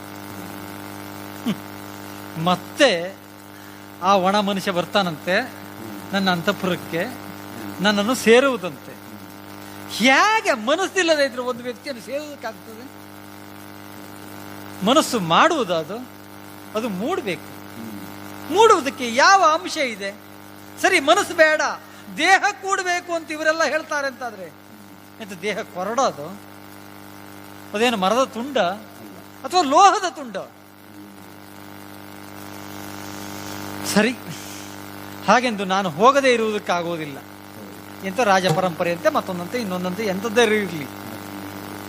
ಅದಕ್ಕಾಗಿ ನನ್ನ ಆತ್ಮೀಯಳಾದ ದೇಹಾಕೃತಿಯಲ್ಲಿ ನನ್ನ ಹಾಗೆ ಇದ್ದಾಳೆ ಅವಳು ಸಖಿ, ಮತ್ತು ಮಹಾ ಬುದ್ಧಿವಂತೆ. ಅವಳಿಗೆ ಚತುರಿಕೆ ಅಂತ ಹೆಸರು. ಅವಳು ಬುದ್ಧಿವಂತಳಾದ್ರಿಂದ ಆ ಹೆಸರು, ಅಥವಾ ಅವಳು ಇರೋದೇ ಹಾಗೆ ಕೇಳಲಿಕ್ಕೆ ಹೋದ್ರೆ ನಾವೆಲ್ಲ ಒಂಥರ ಮಂದ ಬುದ್ಧಿ. ಅವಳು ಆಗಲ್ಲ, ಬಹಳ ಜಾಣ್ಮೆ. ಅವಳನ್ನು ಕರೆದು ನನ್ನ ಸೀರೆ ಕೊಟ್ಟೆ, ನನ್ನ ಆಭರಣಗಳನ್ನು ಕೊಟ್ಟೆ, ನನ್ನ ಹಾಗೆ ಶೃಂಗರಿಸಿದೆ, ನಾನೇ ಕೈಯಾರೆ ಶೃಂಗರಿಸಿದ್ದೇನೆ ಅವಳನ್ನು. ಯಾಕಮ್ಮ ಇದೆಲ್ಲ ಅಂತ ಕೇಳಿದ್ರು. ಇವತ್ತು ಒಂದು ದಿವಸಕ್ಕೆ ನಾನು ನೀನು ಅಂತ, ನಾನು ನೀನು ಅರ್ಥ ಆಗ್ಲಿಲ್ಲ ಅವಳಿಗೆ. ಹೀಗೀಗುಂಟು, ಒಬ್ಬ ಋಷಿ ಬರ್ತಾನೆ, ಅಲ್ಲಿ ಮಹಾರಾಣಿ ಅಂತಲೇ ಇಟ್ಕೊಳ್ಳಿ, ಅಂಬಿಕೆ ಹಾಗೆ ನೀನಿರಬೇಕು ಅಂತ ಹೇಳಿದೆ. ಸಂತೋಷದಿಂದ ಒಪ್ಪಿಕೊಂಡು ಹೋದ್ಲು ಅವಳು. ನನ್ನ ಕೆಲಸ ಮುಗೀತು.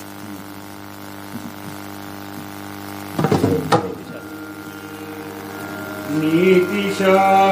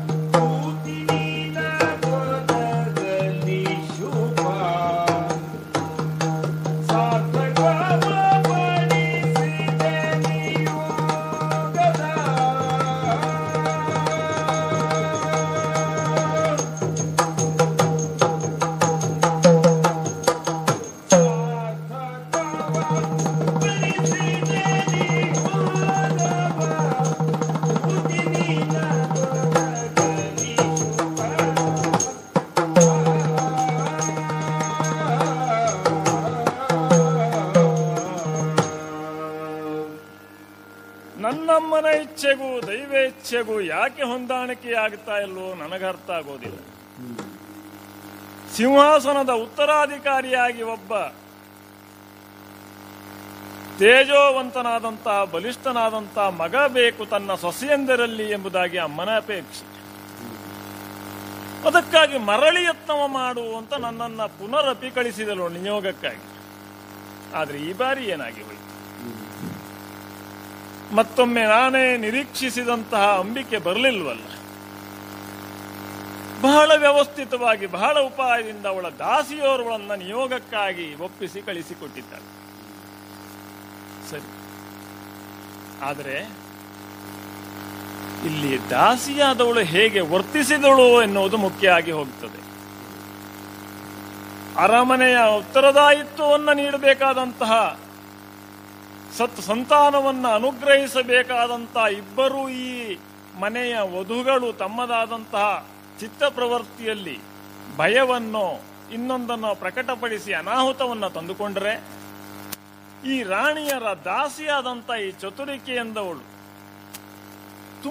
ತುಂಬ ಭಕ್ತಿ ಭಾವದಿಂದ ಅನ್ಯ ಭಾವವನ್ನೇ ತೋರ್ಪಡಿಸದೆ ನಿಯೋಗದಲ್ಲಿ ಸಹಕರಿಸಿದ ಪರಿಣಾಮವಾಗಿ ಪ್ರಾಜ್ಞನಾದಂತಹ ಮೇಧಾವಿಯಾದಂತಹ ಪರಮಜ್ಞಾನಿಯಾದಂತಹ ಒಬ್ಬ ಮಗ ಉದಿಸ್ತಾನೆ ಎಂಬುದಾಗಿ ಅವಳಿಗೆ ಹೇಳಿದ್ದಾಯಿತು. ಲೋಕಕ್ಕೆ ಇದರ ಸಂದೇಶ ಸ್ಪಷ್ಟ ಆಗುತ್ತದೆ. ಯಾವುದೇ ಒಂದು ಕೆಲಸದಲ್ಲಿ ಫಲ ಸಿಗಬೇಕು ಅಂತಾದರೆ ಸಮರ್ಪಣಾ ಭಾವ ಬೇಕಾಗ್ತದೆ, ಪ್ರಯತ್ನ ಬೇಕಾಗ್ತದೆ. ಪ್ರಯತ್ನ ಇಲ್ಲದೆ ಯಾವುದೂ ಆಗುವುದಿಲ್ಲ. ಸಮರ್ಪಣಾ ಭಾವವು ಅಷ್ಟೇ ಮುಖ್ಯ ಆಗಿರ್ತದೆ. ಸಮರ್ಪಣಾ ಭಾವದ ಜೊತೆಗೆ ಇನ್ನೊಂದು ತ್ಯಾಗ ಮುಖ್ಯ ಆಗಿರ್ತದೆ. ಬಹುಶಃ ಈ ಹಸ್ತಿನಾವತಿಯ ಸಿಂಹಾಸನಕ್ಕಾಗಿ ಯಾರೆಲ್ಲ ಎಷ್ಟೆಲ್ಲ ತ್ಯಾಗವನ್ನು ಮಾಡಿದ್ದಾರೆ. ಪ್ರಸ್ತುತ ಇರುವಂತಹ ನನ್ನ ಸಹೋದರನಾದಂತಹ ಭೀಷ್ಮನ ತ್ಯಾಗ ಏನು ಸಣ್ಣದು. ಅಂಥವರೆಲ್ಲರ ತ್ಯಾಗದ ಫಲವಾಗಿ ಇವತ್ತು ಈ ಹೊತ್ತಿನವರೆಗೆ ಬಂದಿದೆ. ಇಲ್ಲಿ ನಾನು ಕಾಣ್ತಾ ಇರೋದು ಈ ದಾಸಿಯೋರ್ವಳ ತ್ಯಾಗವನ್ನು. ಇವಳು ಆಗುವುದಿಲ್ಲ ಅಂತ ಹೇಳ್ಬಹುದಿತ್ತು, ನಿರಾಕರಿಸಬಹುದಿತ್ತು. ಆದರೆ ಅಮ್ಮನ ಆಜ್ಞೆಗಾಗಿ ತನ್ನದಾದಂಥ ತ್ಯಾಗವನ್ನ ನಿರೂಪಿಸುವುದರ ಮುಖಾಂತರವಾಗಿ ಒಂದು ಸಂತಾನದಕ್ಕೆ ನಾಂದಿಯಾದಲ್ಲಿ ಹೋಗಿ. ಅದಕ್ಕೆ ಹೇಳೋದು, ನಾವು ಏನನ್ನೇ ಮಾಡ್ತೇವೆ ಅಂತ ಹೇಳಬಹುದು, ಪ್ರಯತ್ನಿಸಬಹುದು, ಅಲ್ಲ ಕಠಿಣವಾಗಿ ಆ ದೃಷ್ಟಿಯಲ್ಲಿ ಪ್ರವರ್ತಿಸಬಹುದು. ಆದರೆ ಮಾಡಿಯೇ ಬಿಡ್ತೇವೆ ಅಂತ ಹೇಳಲಿಕ್ಕೆ ಆಗೋದಿಲ್ಲ. ಯಾಕೆ? ನದಿಯೊಂದು ಎಲ್ಲೋ ಹುಟ್ಟುತ್ತದೆ, ತಗ್ಗಿನ ಕಡೆ ಹರಿಲಿಕ್ಕೆ ಪ್ರಾರಂಭಿಸುತ್ತದೆ. ನಾವು ಅದಕ್ಕೆ ತಡೆಯೊಡ್ಡುವಂತ ಪ್ರಯತ್ನವನ್ನ ಮಾಡಬಹುದು. ಹೆಚ್ಚೆಂದರೆ ಆಣೆಕಟ್ಟನ್ನ ಕಟ್ಟಿ ಆ ನದಿಯ ನೀರನ್ನ ಕೆಲವು ಮಟ್ಟಿಗೆ ತಡೆಯಬಹುದು. ಆದರೆ ಅಂತಿಮವಾಗಿ ನದಿಯ ಹರಿವನ್ನು ನಿಲ್ಲಿಸ್ಲಿಕ್ಕೆ ಆಗೋದಿಲ್ಲ, ಅದರ ಓಘವನ್ನು ತಡೆಯಲಿಕ್ಕೆ ಸಾಧ್ಯವೇ ಇಲ್ಲ. ತನಗೆ ಬೇಕಾಗಿ ತನ್ನ ಪಾತ್ರವನ್ನಾದರೂ ಬದಲಿಸಿಕೊಂಡು ಕೊನೆಗೆ ಹೋಗಿ ಅದು ಎಲ್ಲಿಗೆ ಸೇರಬೇಕು ಆ ಗಮ್ಯವನ್ನ ಸೇರಿಯೇ ಸೇರ್ತದೆ. ಇದಕ್ಕೆ ವಿಧಿ ಅಂತ ಹೆಸರು. ನಾನು ಅಂದುಕೊಂಡ ಹಾಗೆ ಹಸ್ತಿನಾವತಿಯ ಅಭ್ಯುದಯಕ್ಕಾಗಿ ಏನೆಲ್ಲ ಪ್ರಯತ್ನವನ್ನು ನಾವು ಮಾಡಿದರೂ ಕೂಡ ವಿಧಿಯ ಅಪೇಕ್ಷೆ ಹೇಗುಂಟೋ ಹಾಗೆಯೇ ಆಗುತ್ತದೆ. ಇದನ್ನೇ ಅಮ್ಮನಲ್ಲಿ ನಿರೂಪಿಸಿ ನನ್ನದಾದಂಥ ಗಮ್ಯಕ್ಕೆ ನಾನು ಚಲಿಸಿ ಬಿಡ್ತೇನೆ. ಕಾಲಾಯ ತಸ್ಮೈ. ಮಗು ಅಂಬಿಕಾ ಸುತನು ಧೃತರಾಷ್ಟ್ರ ನಾಮದಿ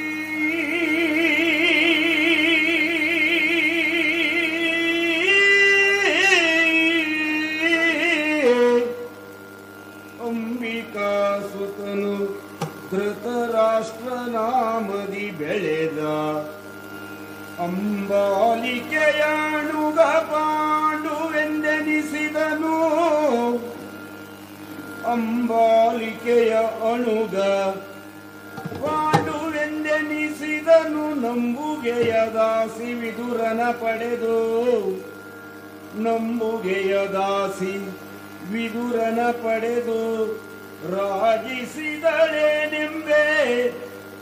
ವಿಸ್ಮಯವನು.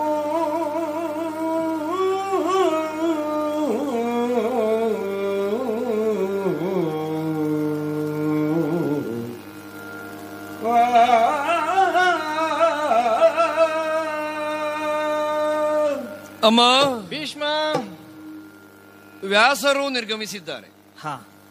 ಮತ್ತೆ ಸದ್ಯಕ್ಕೆ ಅವರನ್ನ ಕರೆಯುವ ಹಾಗೂ ಇಲ್ಲ, ಅವರು ಬರುವ ಹಾಗೂ ಇಲ್ಲ. ಅಂಬಿಕೆ ಅಂಬಾಲಿಕೆಯರಲ್ಲಿ ಮತ್ತೆ ನಿಯೋಗವನ್ನು ಕೇಳುವ ಹಾಗಿಲ್ಲ. ಸತ್ಯವತಿ ಸಂತಾನ ಎನ್ನುವ ಒಂದು ಚೌಕಟ್ಟಿನಲ್ಲಿ ತಾವು ಯಾವ ಆಶಯನ್ನು ಇಟ್ಟುಕೊಂಡಿದ್ರಿ, ಯಾವ ಭಾವನೆಯನ್ನು ಇಟ್ಟುಕೊಂಡಿದ್ರಿ, ಅದರಲ್ಲಿ ನಮಗೆ ಸಾಧಿತವಾಗಿದ್ದಿಷ್ಟೇ. ಯಾವುದು ಸತ್ಯವತಿ ಸಂತಾನದಲ್ಲಿ ಇಷ್ಟಾಯ್ತು, ನಿರೀಕ್ಷೆ ಪೂರ್ಣ ಆಯ್ತು ಅಂತ ಸಮಾಧಾನ ಹೊಂದುವ ಹಾಗಿಲ್ಲ. ಕೊರತೆ ಇದ್ದದ್ದು ನಮ್ಮ ಭೂಮಿಯಲ್ಲೇ ಹೊರತು ಉಳುವವನಲ್ಲಿಯೋ ಬಿತ್ತಿದವನಲ್ಲಿಯೋ ದೋಷಾರೋಪಣೆ ಮಾಡುವ ಹಾಗಿಲ್ಲ ಕಂದ. ಯಾರನ್ನು ದೂರಿ ಏನು ಪ್ರಯೋಜನ ಹೇಳಿ? ಹಾಗಂತ ನಮಗೆ ಸಿಗಬೇಕಾದ ಬೆಳೆ ಇಷ್ಟೇ ಅಂತ ಆದಾಗ ಹೆಚ್ಚಿನ ಪ್ರಯತ್ನ ಇನ್ನು ಮಾಡಿದ್ರೂ ಪ್ರಯೋಜನ ಇಲ್ಲ. ವಿವಾಹ, ಸಂತಾನ, ಇವೆರಡರಲ್ಲಿ ದೈವ ನಿರ್ಣಯವೇ ಮುಖ್ಯವೇ ವಿನಃ ಮನುಷ್ಯರ ಆಶಯ ಅಲ್ಲ. ಈ ವಿವಾಹವಾಗಲಿ ಸಂತಾನವಾಗಲಿ ಒಪ್ಪಂದದ ಮೇರೆಗೆ ಒತ್ತಡದಲ್ಲಿ ಆಗುವುದಲ್ಲ. ಕೆಲವರು ಪಾತ್ರವಾದರು ಭಾವ ತುಂಬಲಿಲ್ಲ. ನಿಮ್ಮಲ್ಲಿ ಅದಿತ್ತು. ಸತ್ಯವತಿ ಸಂತಾನ ಎನ್ನುವುದರ ಪೂರ್ವದಲ್ಲಿ ಅದರ ಗರ್ಭದಲ್ಲಿ ನಿಮ್ಮ ಭಾವವಿತ್ತು. ನಾನು ಹೇಳ್ತೇನೆ ಅಂತ ತಿಳಿಯಬೇಡಿ ಅಮ್ಮ. ಅಂಬಿಕೆ ಅಂಬಾಲಿಕೆಯರು ಪಾತ್ರವಾದರೆ ಇವನು ಜೀವ ತುಂಬಲಿಲ್ಲ, ಭಾವ ಅವರಲ್ಲಿ ಹುಟ್ಟಲೇ ಇಲ್ಲ. ಮಕ್ಕಳು ಹುಟ್ಟುವುದಾದ್ರೆ ಹೇಗೆ? ಕೇವಲ ಶುಕ್ರಶೋಣಿತ ಸಂಯೋಜನೆಯಿಂದ ಅಲ್ಲ, ಹೃದಯದ ಅಭಿಜಾಯಸೆ, ಮನಸ್ಸಿನಿಂದ ಮಕ್ಕಳು ಹುಟ್ಟಬೇಕು. ಅಂಬಿಕೆಗಾಗಲಿ ಅಂಬಾಲಿಕೆಗಾಗಲಿ ಅದು ಸಾಧ್ಯವಾಗಲಿಲ್ಲ. ಅದರ ಪರಿಣಾಮವಾಗಿಯೇ ಕಣ್ಣು ಮುಚ್ಚಿಕೊಂಡ ಕಾರಣಕ್ಕಾಗಿ ಒಬ್ಬ ಜಾತ್ಯಂತನಾದ, ಕಣ್ಣು ಮುಚ್ಚಿಕೊಂಡ ಕಾರಣಕ್ಕಾಗಿ ಒಬ್ಬ ರೋಗಿಷ್ಠನಾದ. ಆದರೆ ಮತ್ತೊಂದು ಪ್ರಫುಲ್ಲವಾಗಿ ಕೆಸರಿನಲ್ಲಿ ಅರಳಿದ ಕಮಲದ ಹಾಗೆ ಚೊಕ್ಕವಾಗಿ ಉಂಟು, ಆದರೆ ಕ್ಷೇತ್ರ ದೋಷ ಉಂಟು. ಅರಮನೆಯ ದಾಸಿಯಾದರೂ ಅವಳು ನಿರಾಕರಿಸಲಿಲ್ಲ, ಸಂತೋಷದಿಂದ ಸ್ವೀಕರಿಸಿದಳು. ಅಮ್ಮ, ಆದ್ರೆ ಯೋಗ್ಯವಾದದ್ದಲ್ಲ. ನಮ್ಮ ಉದ್ದೇಶ ಏನಿತ್ತು? ಈ ಚಂದ್ರವಂಶದ ಸಿಂಹಾಸನಕ್ಕೆ ಉತ್ತರಾಧಿಕಾರಿಗಳು ಬೇಕು ಅಂತ. ಉತ್ತರಾಧಿಕಾರಿಗಳು ಸಿಕ್ಕಿದ್ರು ಸಂಯೋಜನೆ ಕಷ್ಟ ಉಂಟು. ಮೂರನ್ನೂ ಸೇರಿಸಿದ್ರೆ ಒಂದು ಸರಿಯಾದ್ದಾಗುತ್ತದೋ ಅಂತ ಒಂದು ಕೆಲಸ ಮಾಡೋಣ. ಧೃತರಾಷ್ಟ್ರ ಜಾತ್ಯಂತನಾದ ಕಾರಣಕ್ಕಾಗಿ ಸಿಂಹಾಸನದ ಮೇಲೆ ಕುಳ್ಳಿರಿಸಲಿಕ್ಕೆ ಸಾಧ್ಯವಿಲ್ಲ. ಪಾಂಡು ರೋಗಿಷ್ಠನಾದ್ರೂ ಮಧ್ಯಮಾರ್ಹತೆ ಉಂಟು ಅವನಲ್ಲಿ. ಅದನ್ನು ಸಿಂಹಾಸನದ ಮೇಲೆ ಪಾಂಡುವನ್ನು ಕುಳ್ಳಿರಿಸೋಣ. ಧೃತರಾಷ್ಟ್ರನಿಗೂ ರಾಜಗೌರವ ಇರಲಿ. ಹಾಗಂತ ಸಿಂಹಾಸನದ ಮೇಲೆ ಕುಳಿತ ರಾಜನಿಗೆ ಸಲಹೆ ಸೂಚನೆಗಳನ್ನು ಕೊಡ್ಲಿಕ್ಕೆ ಅವ ದಾಸಿ ಪುತ್ರ ಆದೀತು. ವಿದುರ ಹೆಸರು, ಅವರ ಮುಂದಿನ ಕರ್ತವ್ಯ. ಈಗ ಒಂದು ಮುಖ್ಯ ಪಾತ್ರವಾಗಿ ವ್ಯಾಸರು ನಮ್ಮ ವಂಶಕ್ಕೆ ಸೇರಿ ಬಂದಿದ್ದಾರೆ. ಮುಂದಿನ ಬೆಳವಣಿಗೆಗಳಲ್ಲಿ ಸತ್ಯವತಿಯ ಭೀಷ್ಮನ ಪಾತ್ರದಷ್ಟೇ ವ್ಯಾಸರದ್ದು ಸಂಕಲ್ಪವಿದ್ದೀತು. ಕೆಲವು ಅವರು ಮಾಡಬಹುದು, ಅಲ್ವಾ? ಅದರ ಜೊತೆಗೆ ನಿನ್ನ ನಿರ್ದೇಶನವು ಮುಖ್ಯ ಮಗನೇ. ಯಾಕೆಂದ್ರೆ ಮೊದಲಿನಿಂದ ನೀನಿದ್ದದ್ದು ಹಾಗೆಯೇ, ಕಮಲ ಪತ್ರದ ಮೇಲೆ ಬಿದ್ದಂತಹ ಬಿಂದುವಿನ ಹಾಗೆ ಈಗಲೂ ಹಾಗೇ ಇರು. ಆದ್ರೆ ಅವರು ನಿನ್ನ ಕಣ್ಣಳತೆಯಲ್ಲಿರಲಿ, ಅವರನ್ನ ಒಗ್ಗೂಡಿಸಿಕೊಂಡು ಮೊದಲು ಮಾಡಿದ್ದದನ್ನೇ ವಿಚಿತ್ರ ವೀರ್ಯ ಸಿಂಹಾಸನವನ್ನ ಏರಿ ಆಳುತ್ತಿರುವಂತಹ ಅರಸ ಅಂತ ಆಡಿಕೊಂಡ್ರು. ನಿರ್ದೇಶನ ನಿನ್ನದೇ ಆಗಿತ್ತು, ಈಗಲೂ ನಿನ್ನ ನಿರ್ದೇಶನವೇ ಬೇಕು. ಎಲ್ಲಿಯವರೆಗೆ ಈ ವಂಶದಲ್ಲಿ ನೀನಿರುತ್ತೀಯೋ, ಎಲ್ಲಿಯವರೆಗೆ ಮುನ್ನಡೆಸ್ತೀಯೋ ಅದನ್ನ ಕಾಣುತ್ತೇನೆ. ನೀನಿರುವಲ್ಲಿಯವರೆಗೆ ಇದು ಮುನ್ನಡೆಯುತ್ತದೆ ಎನ್ನುವ ನಂಬಿಕೆ ನನಗುಂಟು. ಅಮ್ಮ, ನಿರ್ದೇಶಕನಾಗಿ ನಾನು ಇರ್ತೇನೆ. ಹಾಗಂತ ವ್ಯಾಸರು ಮುಖ್ಯ ಪಾತ್ರವೇ, ವ್ಯಾಸೋಚ್ಚಿಷ್ಟವೇ. ಸತ್ಯವತಿ ಸಂತಾನ ಇವತ್ತು ಹೀಗಾಯ್ತು. ಮುಂದೆ ಇದು ನಡೆಯಲಿ, ಮುಂದೆ ಇದು ನಡೆಯಲಿ. ನೋಡೋಣ ಎಲ್ಲಿಯವರೆಗೆ ನಡೆಯುತ್ತದೆ, ನಡೆಯಲಿ.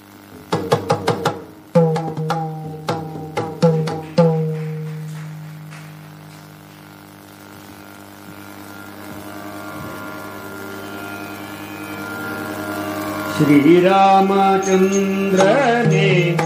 ವಾರಿಧಿ